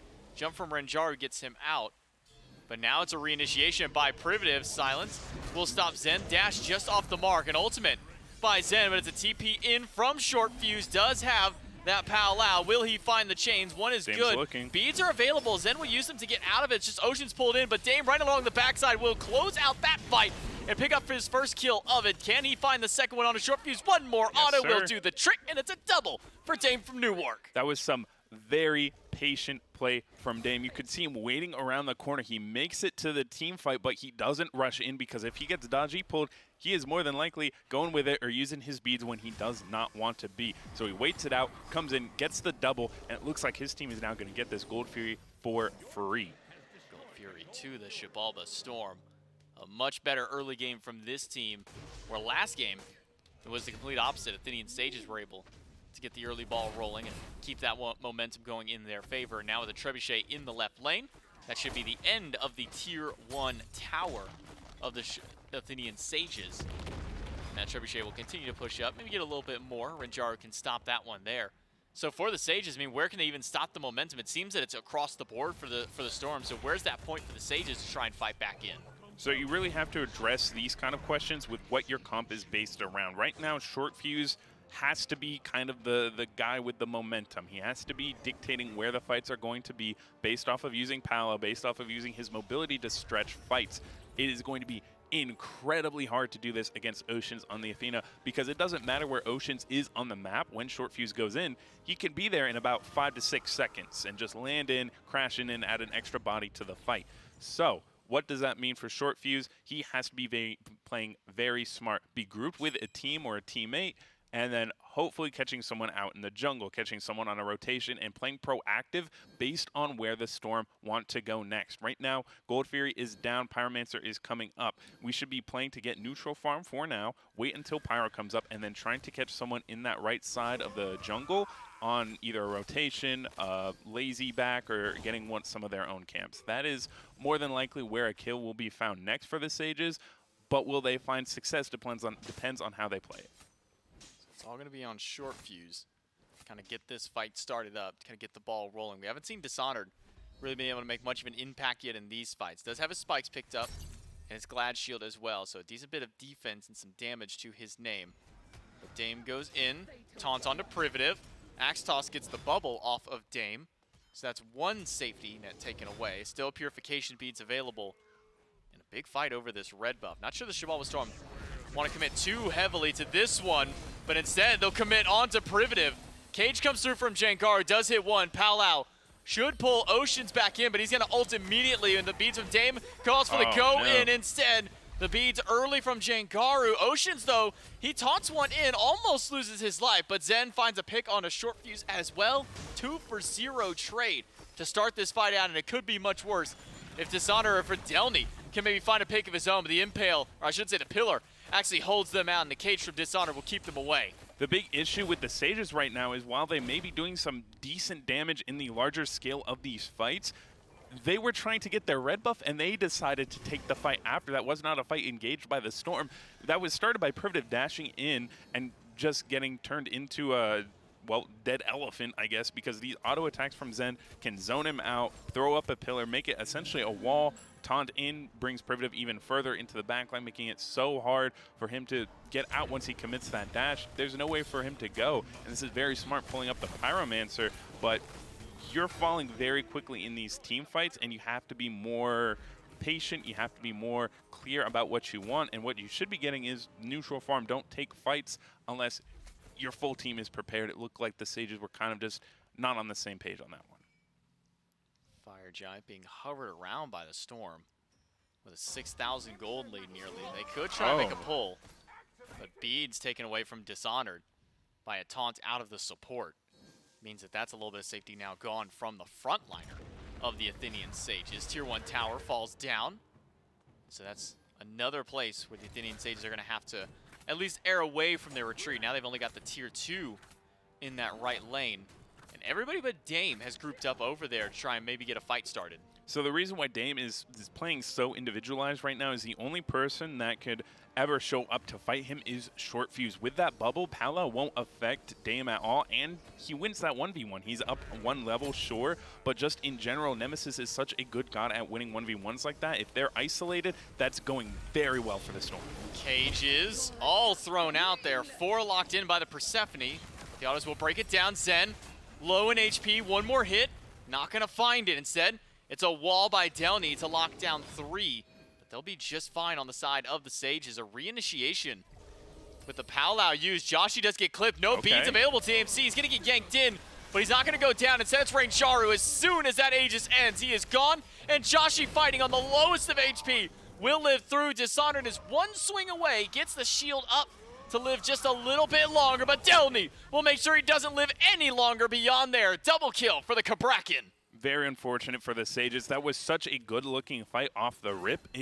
They forced Zen back, and they're going to get Oceans off of this more than likely. Thankfully, he stayed a little too long. Dame is here too, but he definitely can win this 1v2. He will go ahead and dash out. It looks like he's just on the run for now. Downley is his backup and hovering around, but it looks like the aggression has stopped for now. And realistically, what we see from the Sages is that they just couldn't finish the damage off to get the kill on Zen. And even though Zen backed, it was a 4v5, the Storm still won that fight. The positioning, the team fight from the Sages was just so split. There was no confirmed damage really going out on single targets. There was no lockdown. Ganesha on the Privative on the Ganesha could do only so much to both peel and prevent an engage. There was so much going on for the Sages, they couldn't focus on one person. Meanwhile, the Storm could just do the very exact opposite. Even with a man down, they got a kill out of it, and sure, they trade out Oceans, but that's your support. 9 times out of 10, support dying for anyone else is always good. And with that, the Xibalba Storm have amassed a 9,000 gold lead up over the Athenian Sages, holding about a 500 gold per minute swing as this game continues to go through. 11k XP as well, still very relevant on that experiences. Nobody has hit the level 20 mark just yet. It is 2 levels in nearly every single role that is up for the Xibalba Storm. And that's not a position that the Sages want to be in at this stage of the game. The Dodge is not able to find pull targets at any point. And even the last time that they were able to find a pull, Oceans was able to ult on top of Joshi and save his life. Because there's not much that the Sages can do to fight into the Storm, they're going to give up the Fire Giant instead. Work on split pushing this tier 1 tower in the left lane, but they probably don't want to stick around there for too long because the entirety of the Storm are knocking on the door of the Phoenix as we speak. But they'll go ahead and rotate over towards mid and just take care of the other tower. No, it's just efficient trading from the Sages there. They knew that they could get that tier 1 at least for free. Stay grouped, stay coherent, and stay as a group. They back together, show up to that bird just in the nick of time. They were able to go ahead and just say, hey, Storm, go tier 2. You're not taking this Phoenix on us. All the ultimates are up all across the board, so it would have been a pretty favorable fight for the Sages, especially considering it would be under their bird. So Storm are kind of just going to go ahead and take the easy route, take the tier 2s, take any remaining farm that's on the map, and potentially look for a Phoenix Siege. It is only 20 minutes, so they're going to need to be very concise with what they want. With that short amount of time they do get under the bird, they're going to need to either take a fight immediately or take the bird and commit to that before going to anything else. If you're split on that decision, you're going to get lost in the sauce, really, and just kind of explode on that siege, especially in a siege this early. What you want to look to do is do one thing and get out and just take your victory there. Dame will split push towards the mid while the rest of his team works towards the tier 2 on left side. Final tower left standing, and with 1 hunter, it's easy enough to take down these towers and these structures. With 2 hunters, once the On-Her shows up, even easier to strip these ones away. No more permanent structures available to the Athenian Sages to defend. It's now the renewable structures in the Phoenix, but Delny's gonna go right in for the fight. That's gonna get the pillars out, at least from the Ganesh. A cage dropped by the Persephone. A lot of damage done towards Delny. He is low, but he's still not gone. There's just not enough from the Sages to find these kills, even despite the fact that Delny was locked into that Phoenix for such a long time. Yeah, but look at mid lane. Nemesis is here pushing up the wave. Dame is going to be able to solo this bird even if this 4v4 happens in the left, and he can definitely solo short fuse in this fight. Dame will start up on the Phoenix, and Delny will find the final swing against Privative. The elephant is gone, and the 1v1 goes neutral for now. Short fuse is forced back to the fountain, so he'll take some time to heal back up, but it's now a power play for the Storm on the left side. Yeah, and they made the decision, the Storm did, to specifically fight, get one kill, back up, wait for the next wave. In mid, we saw Dame not even do anything. He stalled. He waited the wave out and let this go in so they could get this mid Phoenix right now when they have the numbers advantage, and they're going to likely either swing left or just back now with their gold in hand. Will be all 5. Nope, never mind. Only going to be 4. Dame stuck around towards mid, at least for the time being, versus 3 and kind of a lingering short fuse. But now with Privative back up, short respawn for the level 14 support means it should be a 5v5 to defend this left bird. Delny was the one to initiate last time. Blink's still down for 35. He'll go in, double taunt, and the damage from Joshi, just too much. Meanwhile, Dame is bullying short fuse all the way in the base. Left Phoenix still left standing, hasn't gone down yet, and instead, Oceans will go to the back line with his teammate Dame. The cage comes out from Jenkaru, and that will lock them down. Oceans is low, but Oceans will be just fine. Gets a Mail of Renewal proc all the while. Left side, Phoenix will be taken away, and the Xibalba Storm can back away with their victory. Very, very smart play there from Dame.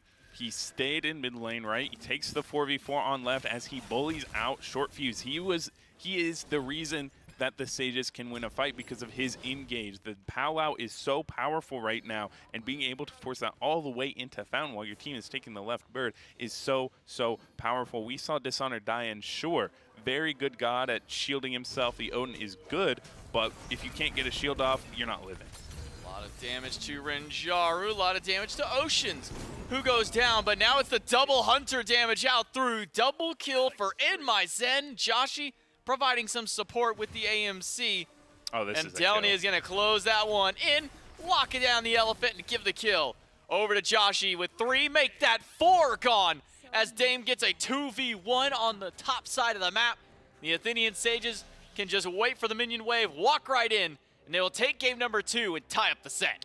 Very vindictive, it almost felt like, from Oceans there, playing not even a corner. He kind of dashed forward into the corner to get the taunt in the jungle, lurking by himself for just a little bit. A bit of a shout to how Privative corner played the rest of his team earlier in game number 1. But game number 2 goes the opposite way. We are 1-1 in this set. And we got a game 3 coming up. Another game 3. We started our day with a game 3, had a nice little 2-0 right in the middle of that one, and now into our second game 3, the first one at least for the North Americans this time around. Great plays by the Xibalba Storm to really try and get that aggressive early game going. Again, the dual lane kind of where things start out there, where at least Oceans and Zen are able to get some advantage over there. But I mean, kind of hard to argue with an 8-1 Nemesis running it down the entire game through. Game number 2 to the Xibalba Storm. Game number 3 right after this break.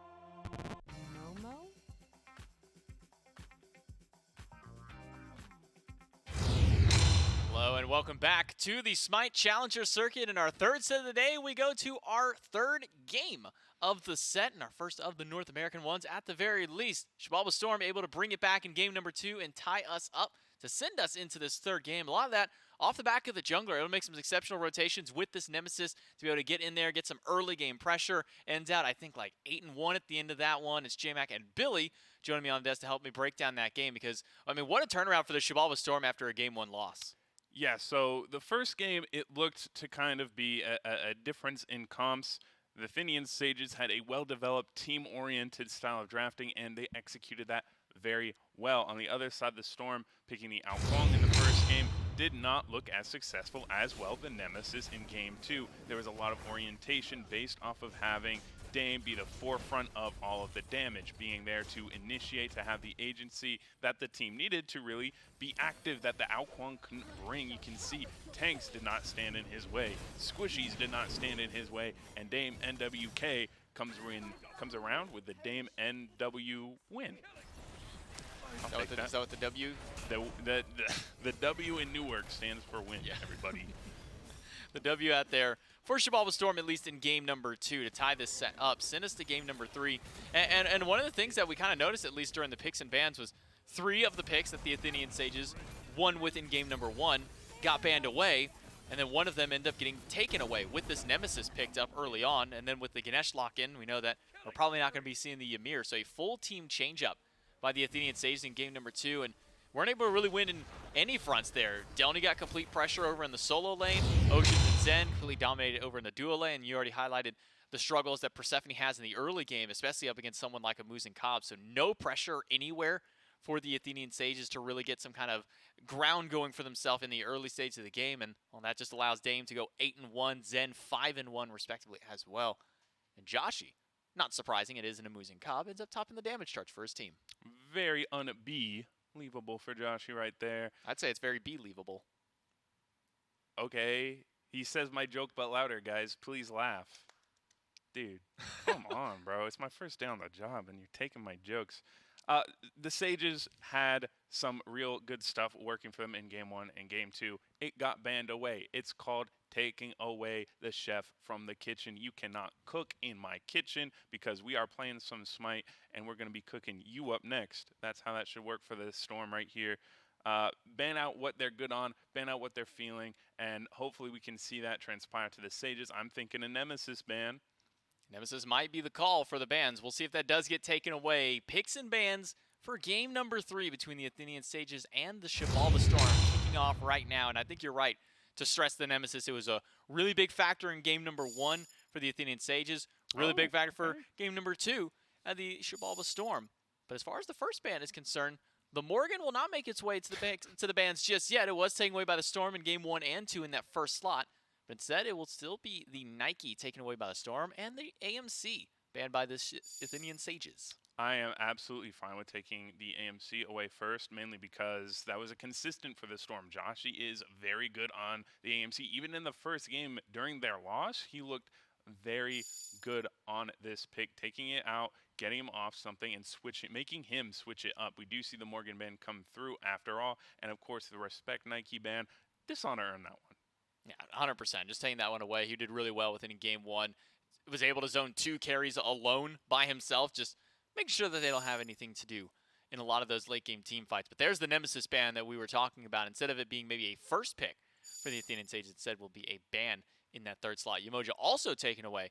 Feels like we've kind of maybe glossed over the Umoja in a sense, but just because of the potency that this guy has in the support role. I mean, Gormeister highlighted earlier on the desk in that second set. She just does everything that you want in a support and does it better than most other supports out there. Then you throw in the fact that Fabulous Hoops is also kind of in the meta for healing. Yeah, probably won't be seeing that god very often in any of our matchups. Absolutely not. Fablessed on Umoja in itself, but Umoja is cringe enough. Fablessed Umoja is so much more annoying to deal with, more healing, more shields, more everything you gotta deal with. Pity for you, I am Just not ban a goddess it. of Very mercy. good ban coming out. We do see the Ymir first pick privilege looked excellent on that in the first game, so I'm very excited to see the response here from Oceans and the rest of the Storm. It is starting with a Freya, so I think what we're leaning towards already is a Hunter mid. Have some Freya ADC, have some pressure from Oceans, which he loves. No barrier Hunter to mid, Neath, easy.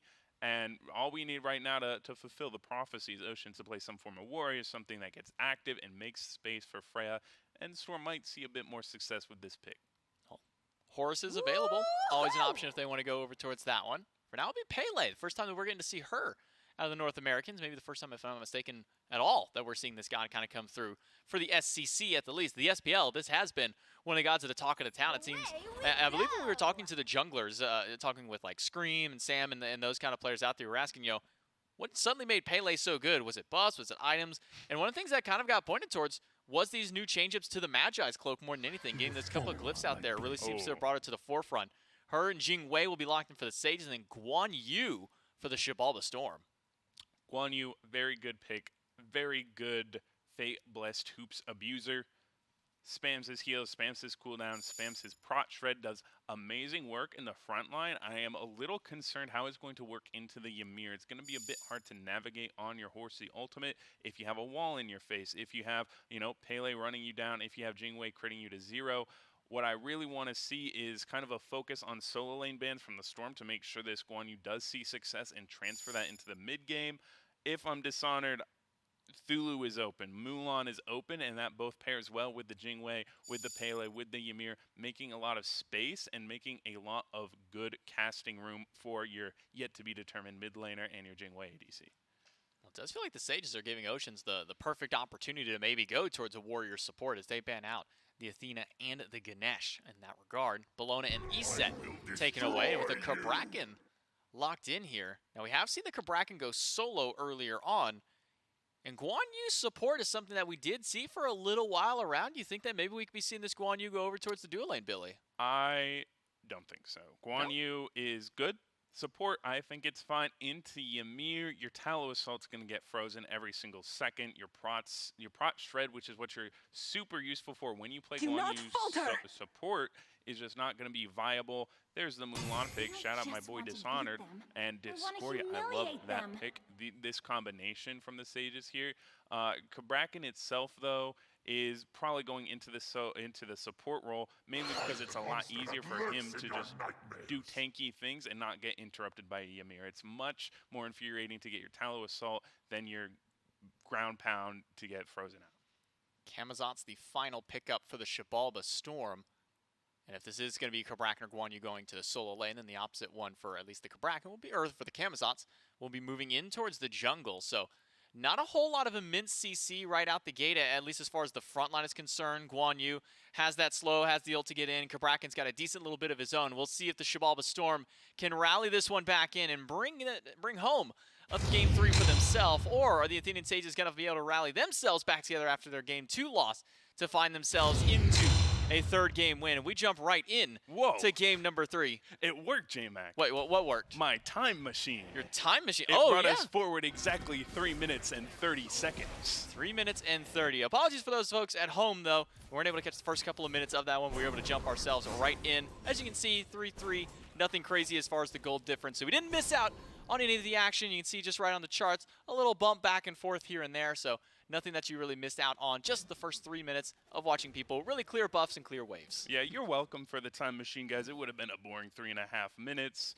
I will take tips. I will take compliments. You are welcome. However, the name of the game is that we have level 5s right now, and the pressure is going to be on Zen, who is not level 5 at this current moment. Oh, level 5 by Short Fuse is a whiff of the ultimate. Oh, and the Neath one gets blocked by Renjaro, so Short Fuse lives to see another. I don't know, maybe we should just load into 3.5 more often. We get right into the ultimates, we get right to the ganks. I say we just keep going with this. We're just cooking right off the rip. First off, ruined by Renjaro, knocks up past the Pele ult. He whiffs. He goes, woo, right under that Jingwei knockup. Unfortunate. He does make himself up Renjaro by blocking that Neath ultimate from saving Short Fuse. They secure purple buff, and everything looks more or less golden back here on Duo Lane Island. It's all hunky-dory over, at least by the purple buff for now. Primitive level 4, wishing he had level 5 for no other reason other than to kind of match everybody else on the map. And he does have 5 once that wave is done. And Dame does steal away speed buffs. That's going to make it a little bit tougher for Short Fuse, who's stuck around that left side of the map so long. Maybe Short Fuse can find some return fire, but against the Camazots, he's going to need a little bit of extra help. Oh, Dishonored does end up finding the grapple, but not much further follow-up from there. Yeah, it's a little unfortunate. You stay too long in one lane. The enemy jungler knows, so they're going to hop to whatever side of the jungle that they can abuse right now. And boy, are they abusing short. Yeah, short fuse kind of shoved against the wall by Delny and Dame. Bullied, taken down. Dame gets first blood, but maybe a return for the rest of them. The root is good by Jangaru. Oh, Dame is no. blocked by the camp, and with no mana, can't jump anywhere else except to his own tomb. Jangaru makes it a 1-for-1 trade. Xibalba do get the first blood, but a nice return fire by the Sages. Was Dame dead regardless of the position of those backs? Yes. Is it much more funnier that he had to run into them for a second before he died? Also, yes. That's just, you know, you do what you can. You try to live, you try to make it out, and sometimes stuff like that happens. SMITE, it happens sometimes. SMITE does indeed happen. Sometimes you just deal with an unfortunate harp camp, especially the fact that some of those aggro just automatically just walk within the circle and they're unhappy that you're in their territory. They're I mean, mad. You stepped in their home. They're upset about Yeah, that. and they're going to make sure you die in their home too, at least if you're Dame. That taking an early spill is a little unfortunate, but the XP difference is around the same. Dame did get the assist earlier in those fights, so realistically he has a little bit of XP over Short Fuse. Is it too much to notice? Not really. He might be up half a level in the next coming levels, but you know, XP is kind of a cumulative thing, so this little lead isn't going to mean much if it stays consistent throughout the next few minutes. We'll see if Short Fuse can kind of bring himself back up, as he's fallen slightly behind Dame so far in the jungle. Short Fuse is not concerned with going over towards the enemy blue buff whatsoever. Actually still not hitting level 7 even after splitting that mid heartbeat camp. Short Fuse falling a little bit further behind than I realized. Sure, he got the gank over in the left lane to help get that assist with Jangaru, but actually he didn't even get the credit for the assist there. It was a little late before anything had showed up over on the opposite side there. So Short Fuse just now hitting 7 to fight over the Oracle Harpies. That one will be split right down the middle, so no vision control for either team. No, and that's what you love doing. You have the split of Oracles, split of camps. You get a little something, something. And I do want to talk about, I mentioned this in picks and bans.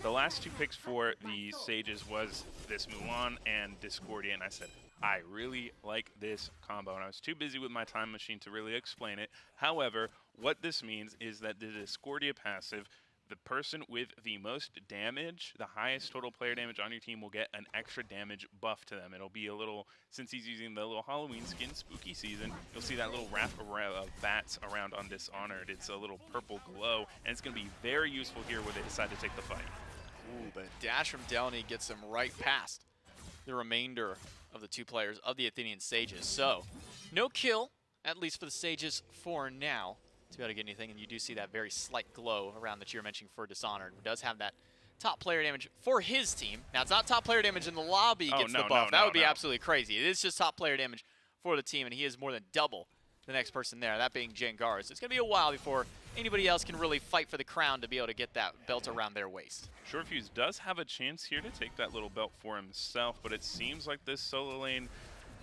kind of turning into a duo lane here, just having junglers tag some farm back and forth as they step up to kind of posture for these blue buffs.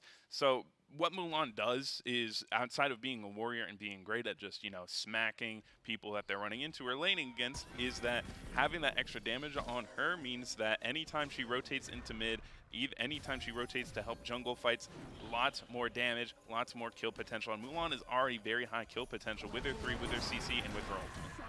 Short Fuse doesn't find the knockup against Oceans. Instead, some extra damage by Joshi, who's taking the Neath this time around. Game number 1 is Jangaru piling the Neath, and did end up going with the Mannequin's Hidden Blade style of build. Not really one-tap shot anymore, but definitely like puts a lot out there. And you're going to see some of that damage thrown towards Renjaru. Not enough for Zen to really close out and try and get that kill, so instead, it'll just be a Neath ultimate expended to kind of get a heat check more than anything. See what kind of damage you're firing out against your enemy early on. Yeah, if Zen was a little bit closer, we could expect a whoop, as whoop to go to Dame jumping over that ultimate apple from Jangaru, getting the kill on this mid camps, and we're rotating here. Privative is in danger. Will freeze. Privative up in the sky, in the middle of 4. Does get the ultimate to help out. Bat out of Hell swoops are not doing a lot. This meditation actually holding out for a while, but Dame does end up getting the kill against Privative, and now makes it 3 for the Xibalba Storm to only 1 of the Sages. Yeah, and that's very unfortunate. Privative was very close to living. The pathing was just unfortunate. He was forced to kind of dip back out of that tier 1 tower. 4 people in mid lane is never great. I believe in game 1 we saw something similar from Renjaru when he was on the Freya rotating over, but they weren't able to make anything of it, the Sages. So seeing the Storm do somewhat of a similar play out of the same playbook, rotating in the jungle pretty safely, getting in on an assist in mid, means that just a little bit more XP. We can see it take place in this fight here. Zen isn't even fighting back. Oh my goodness. He's just losing. Short Fuse comes for the final shot from downtown with that volcanic lightning. And Renjaru just kind of bullied him. I don't know if Zen just like turned his monitor off as he walked away, but he just didn't even attempt to throw an auto attack back. So, oh my goodness, Renjaru is not stopping. Stop it! Not. Leave him alone. Okay, that would have been crazy. If he landed that last auto, unfortunately, he does drop a kill off of missing that last one. But with Zen got the whoop almost pre-beat, like frame-perfect beads from Renjaru, allows him to keep chasing, keep the auto attacks going. And since Freya didn't have the ult, Zen was kind of out of luck when it comes to just being able to escape anything. He entered juke mode, fight or flight. He chose flight, and he kind of crashed very quickly. Yeah, it doesn't help when the person he's going against can also fly. You don't want to try and take a flight battle against a literal bird. I mean, it's not like crazy. I would say Freya flies a bit better than Jingwei because Freya can go to the skies. Jingwei goes up and then has to land. Well, she has to land eventually. Well, so does Freya. Eventually. Well, Freya's also got to land. She's got cooler wings, though. And she only is out temporarily, though. So, I would take coolness in just a brief moment. Coolness in brief spurts, then less coolness forever? Oh, yeah. Okay, you know what? Fair enough. 12 minutes in, 3-2 on the kill board. At least for the Xibalba Storm up against the Sages. Renjaru finding some fight back in the dual lane to keep things alive. Oceans needs some help. He gets grappled back. Use the walls and finds a stun onto 2. Golden apple, or the pumpkin in this case, will take him down. Jangaru credit for that kill. But Dame up in the bat out of hell. Swoops in, needs the 3rd one. And a little bit of extra from Delny to take down the mid laner. A 1-for-1 trade, but it might be some more as Renjaru finds a pick on a Josh in the back line. Valkyrie's discretion finds some decent damage, but Short Fuse has even more as he slams him with the volcanic lightning on landing. It ain't Halloween, but Jangaru is carving up the Storm. That ultimate hit the double bounce off the back end, looking like Kobe back here. How quickly that just landed. Created the ability and the space for the Sages to keep that fight going in the back. Sure, he dies, but he keeps that fight going around him. He extends it so long by jumping up into his club, getting a little bit of cooldown back, dropping that before that caused the taunt, and then not only that, he has the intangibles too. Dishonored got that damage buff and was doing so much, just diving deep with Short Fuse because of that damage bonus that the passive provides. Able to put in some decent work. Top of the damage charts by over 3,000, or nearly 3,000 at least, for Dishonored over the next highest on his team. And that has allowed him to get that extra boost throughout these team fights. Really make a name for himself. 0-0-4. So hasn't been able to find the kills himself, but has definitely been able to keep that as assist up for his team. A couple of kills spread throughout Jangaru and Short Fuse to make sure that they get a nice little even pop from there. Okay. Fight of the Oracle it's Harpies. A wall off, baby. You're trapped in here. I'm just gonna, he's like, you know what? I'm just gonna stay here by myself. You stay out of this wall. This is my zone. Yeah, I would have just backed in that little cage that he had for himself. It was looking comfy in that little Kabrakan Ymir wall. I mean, what if you Morgan transformed into another Kabrakan, realizing okay, there's nothing here. We just make a full circle with the cage. It's been done, surely. There's some YouTube videos out there, I bet. Well, I mean, yeah, from you know, maybe some of the people at home. I don't recall if we've seen it happen in the Pro League at some point. I imagine it's probably happened at some point. We've seen double Ganesha cages. We have, and that does a lot of damage, especially if you're building full damage. Oh, but that Ymir wall is just better than what Oceans can provide for his team. Unfortunately for Oceans, his balls are on a 90-second cooldown. Privative's on a much shorter and can be used a little bit more efficiently in that regard.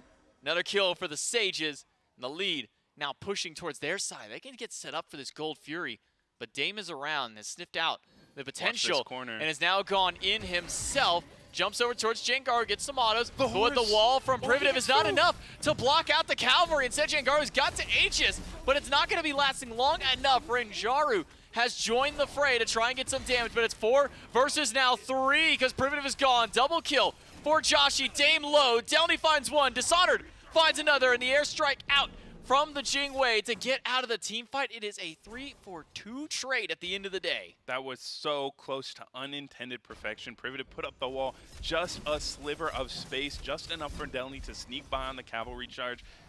That ended it. There was no way for the Sages to kind of disengage from that fight after that point. It'd been blown, and sure, Dishonored is able to get the trade out with Dame, but it's not going great when you also have to add a Gold Fury on top of that debt. Gold Fury, not a great position for the Athenian Sages to lose that one. Though luckily for them, since it is a pre-20 Gold Fury, not going to have the extra Trogger's boon that will come from that later on. Instead, it's just losing out on that gold lead that they had just worked so hard on building back up for themselves. Now gets evened out by the Xibalba Storm, a couple of 100 gold in their favor. Blue buff stolen away by Dishonored. It's got to be annoying for Delny, at least to say the least this late in the game. But as these builds start to develop in, we do see the Manticore Spike for Dishonored. Going to get some value from that with the grapple, with the ultimate. On the opposite side, the Fabulous Hoops finally built up for Delny. Yeah, these items are just kind of going to help develop the team. I think Mulan with the Manticore Spikes is going to be doing a lot. Every ultimate part that she can hit provides that hard CC. There's the root, there's the knockup, and yeah, I mean, it's an arrow. It just does damage. There's no CC there. But the normal arrow that does provide the CC, there's a lot of ways for the Manticore Spikes to be developed in a team fight setting.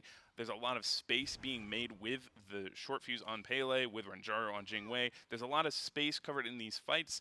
These Manticore Spikes that provide the extra damage upon pickup are very useful. However, Delny on the Guan Yu, it is so easy to just heal your teammates.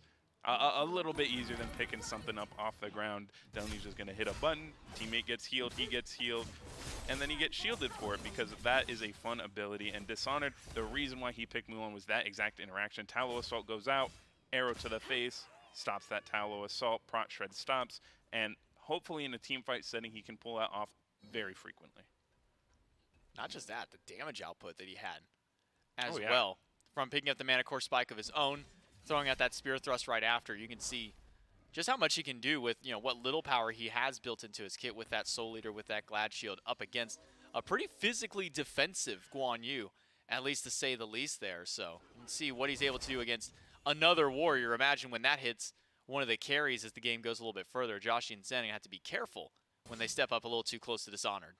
Yeah, Dishonored building like this is kind of intuitive of how he's just going to be running it down against more than likely just Joshi. I think it's a team effort that is needed to kill Zen.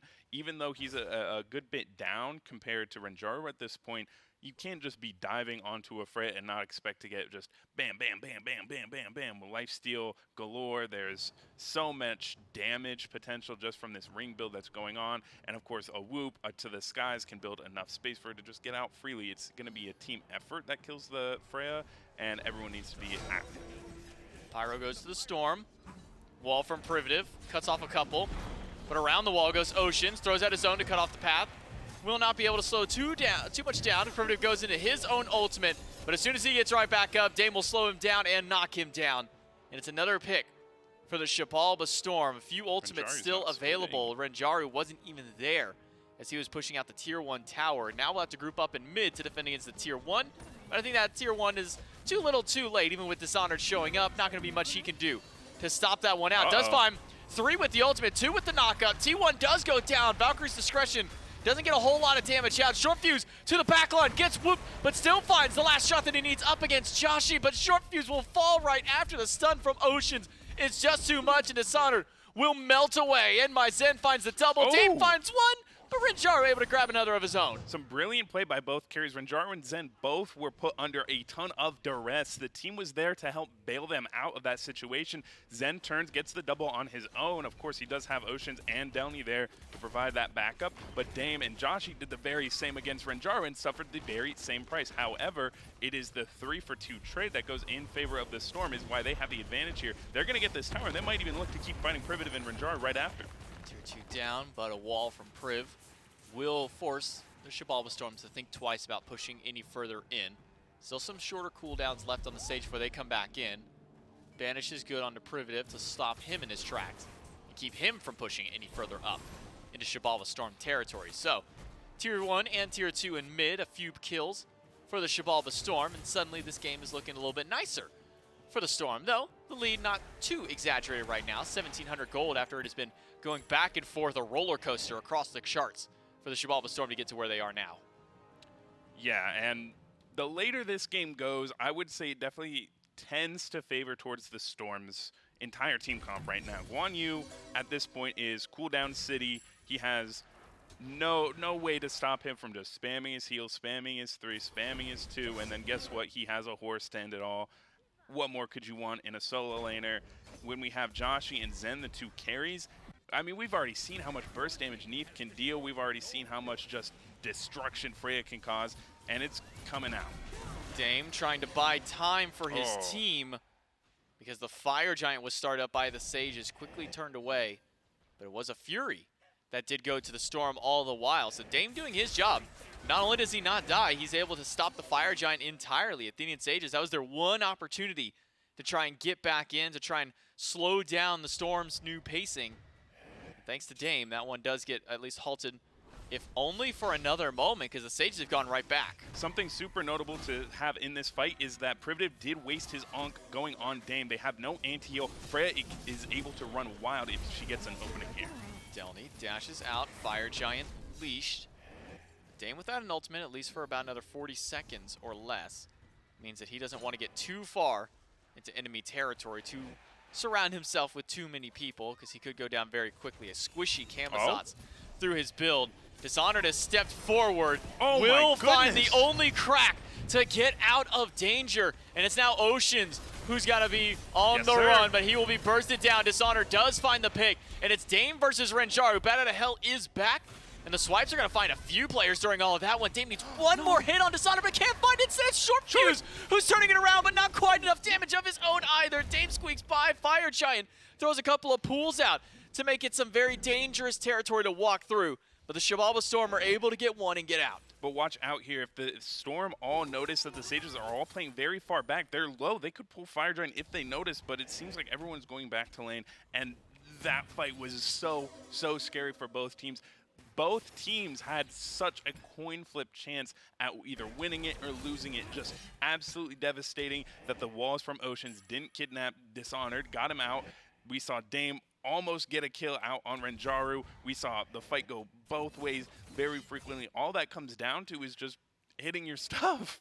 I hate to be that frank about it, but the reason Oceans died was that he got caught out. The walls weren't able to keep Dishonored locked down, and that's what his team needed. Dishonored turns around, gets some more lifesteal, and the rest of his team follows suit.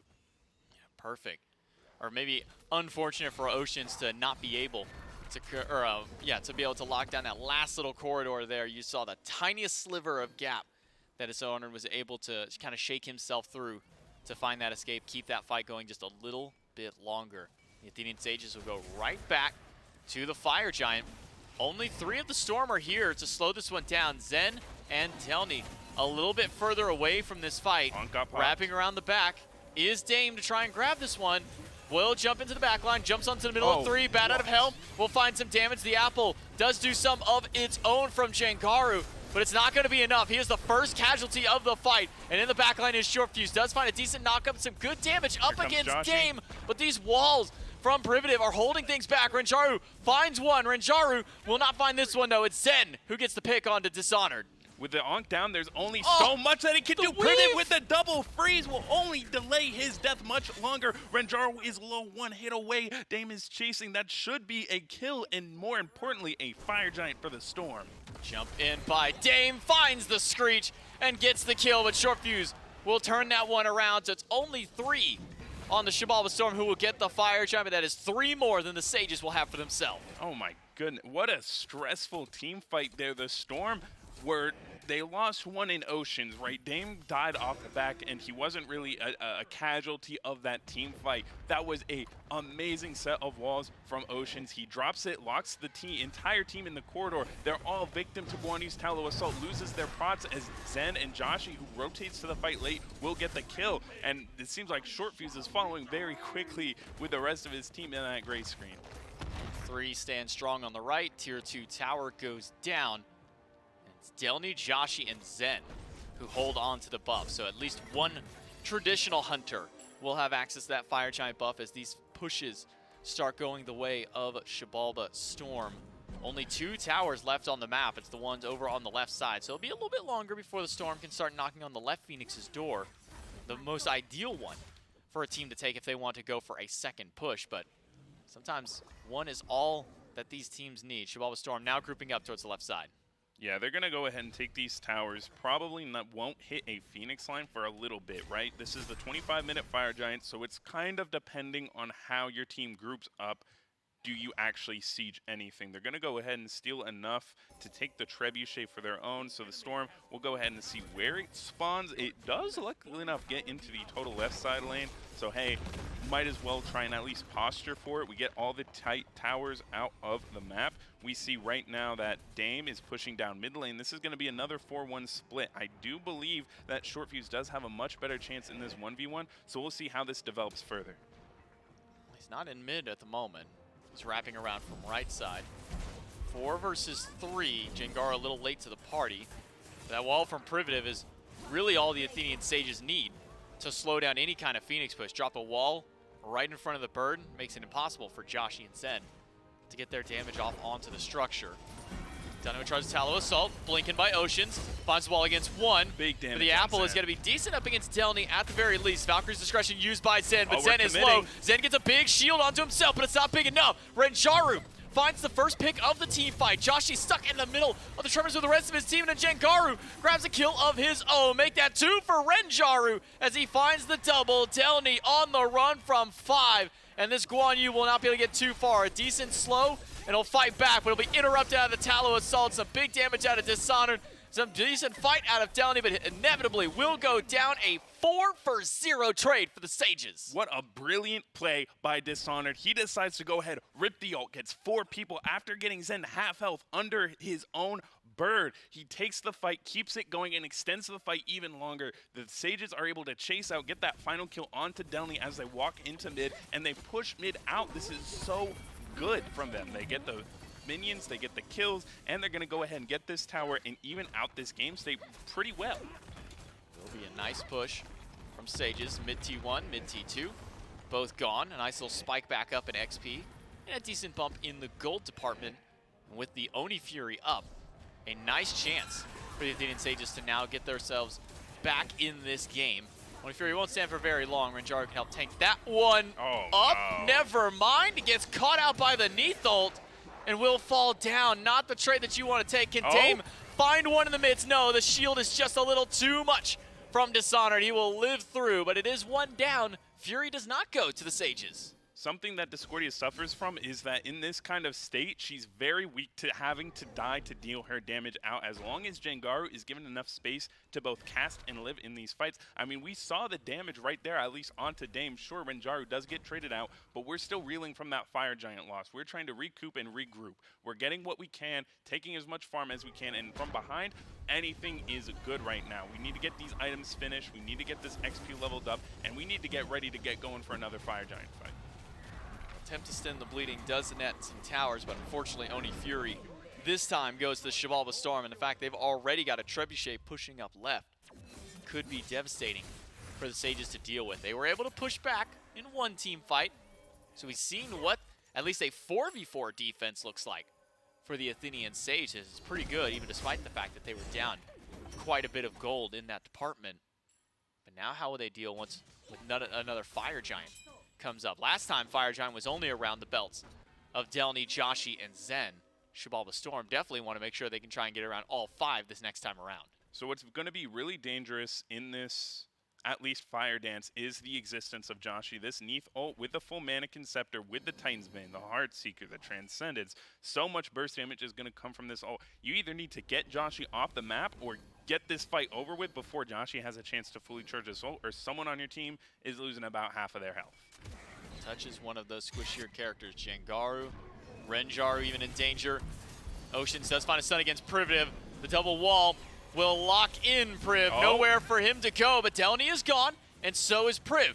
So it's 2 down in the fight, 1 for 1. Dishonored finds some decent damage through. Dame finds a double kill in the fight, but Renjaru is full HP. Dashed into a stun. It's a triple kill for Dame. It's a quadra kill for Dame. Only Dishonored is left standing, but Dishonored is so far gone in this fight, I'm not sure if he can run far enough. A blink in, a jump in. Dame misses the bats, gets locked in place, and needs just a little bit more damage. The time the unofficial Penta will be there, whether it gives it to him or not. I'm calling it Penta kill and deicide for Dame. That is Mr. Dame from Newark, ladies and gentlemen, getting the unofficial Penta as the Storm rock and roll down mid lane. Zen by himself should be able to get this Phoenix. Fire Giant is gone on by the rest of his team of Dame, by the way, who's the only person alive. I think he's going to go ahead and drop it as all birds might fall. We got a lot of minions in left and right respectively, so there's a lot of ability to keep this siege going. Sure, the game is not over yet, but that's got to be both disheartening and kind of a heat check on how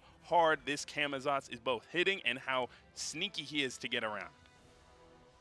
Dame turning that fight back around. Him and Zen together combined, able to take out the carries of the Athenian Sages in a quick burst of damage and then close that one out.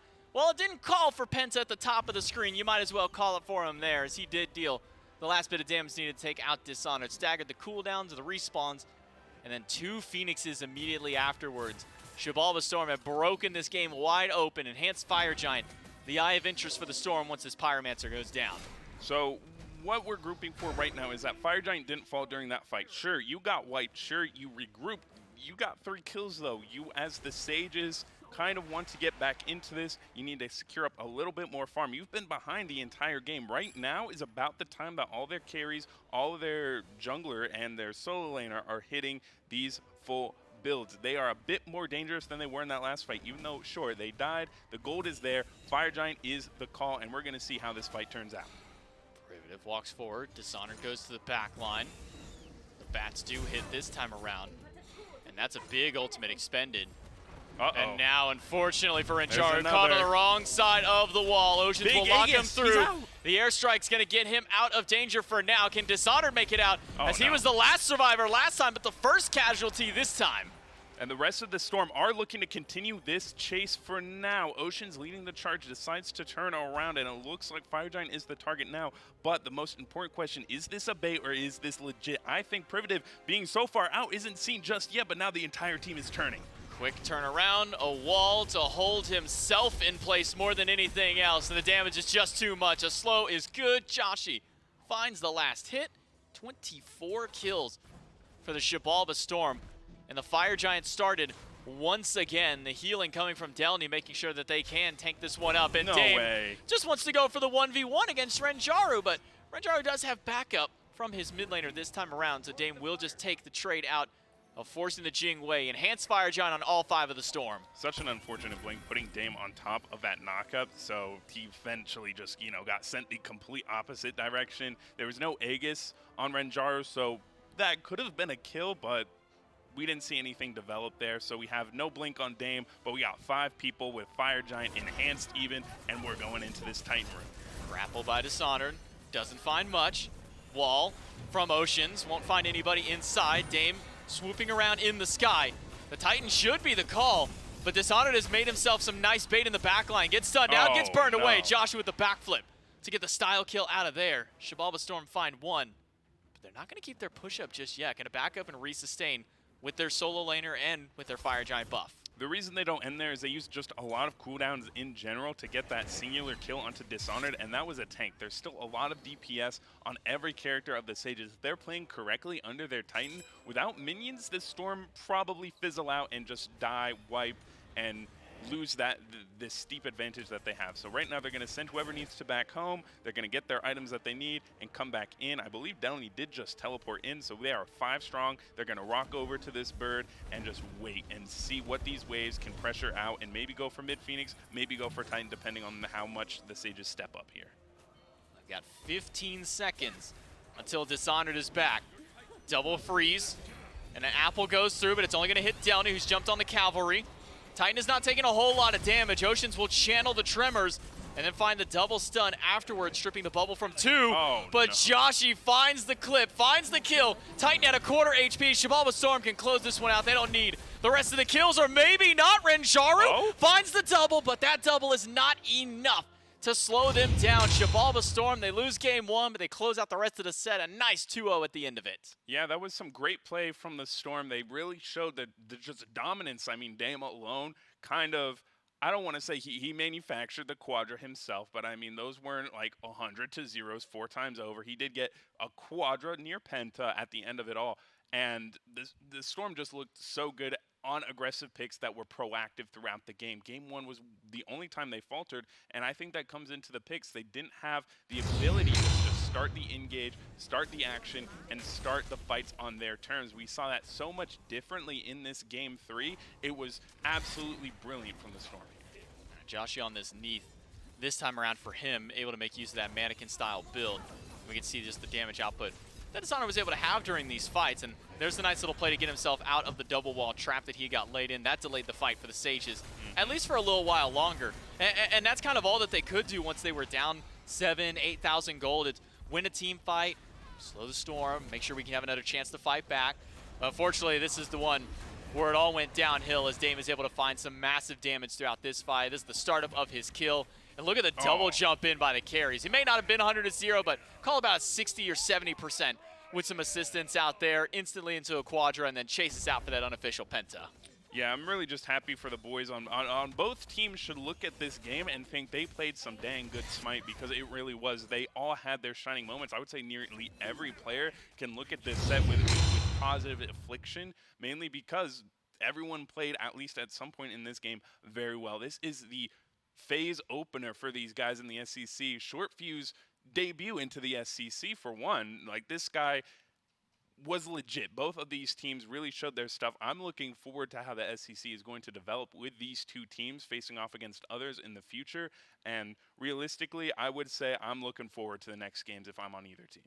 And the one thing that both teams do have to also remember, and it's true of a lot of the teams within the SEC of this first week, is this is kind of their first real chance at at a competitive matchup with some of their new players. Again, the Athenian Sages had 3 different players that got subbed out onto their roster. Xibalba Storm had 2 players on theirs. So when it just comes down to it, we get a nice little first look at these brand new rosters, kind of see how they're at least early stage develop out there. Some positives coming from both these teams out there. Obviously, some very high aggressive play out of the jungle from both of these squads, whether that be Short Fuse over on the side of the Sages, or if that's Dame over for the Xibalba Storm, replacing Magic Feet and making sure to at least kind of hold that same mantle that he had before. Yeah, and we can look forward to these teams competing at weeks in the future. But highlighting what we saw from this match, comfort picks were the name of the game for the Storm. They got what they wanted, and once it was able to develop into a team comp that could actually counter what the Sages had, if they keep that going forward in their future drafts, in their future games, they're looking really nice. It's looking so good so far over in North America, and we still have one more set to go today. 2 more sets in North America for week number 1. So let's take a look at the schedule, at least for the rest of today and for the rest of the North America for week number 1 of the Phase 3 SCC. A 2-1 for the Xibalba Storm to get their phase started off will be nice for them. Then the Kowlin Wardens and Yomi Tanuki will be our next and our final set for today. And if you want to catch the rest of North America, the Eldritch Hounds and Anansi Weavers will face off on Saturday morning before the SPL jumps in. So make sure you tune in bright and early to see the former #1 NASCC squad continue to see if they can hold at least that same level of praise they had before, because they were undefeated Phase 1, undefeated Phase 2. Think maybe they can run it again back, Billy, for Phase 3? And I heard they got a new pet duck or something? Yeah, something about some solo laner that they had before. He was there, and now he's gone. Now it's some guy named Ducky. I don't know if you've heard of Ducky before. Does that sound familiar? I'm reading Duck 3Y. Duck 3Y. I think I've seen that name before. We'll have to see, maybe at least on Saturday, if that team can hold up there. But that is going to be it for our 3rd set. We're going to take a quick break. When we come back, our 4th and final set of our SCC Thursday.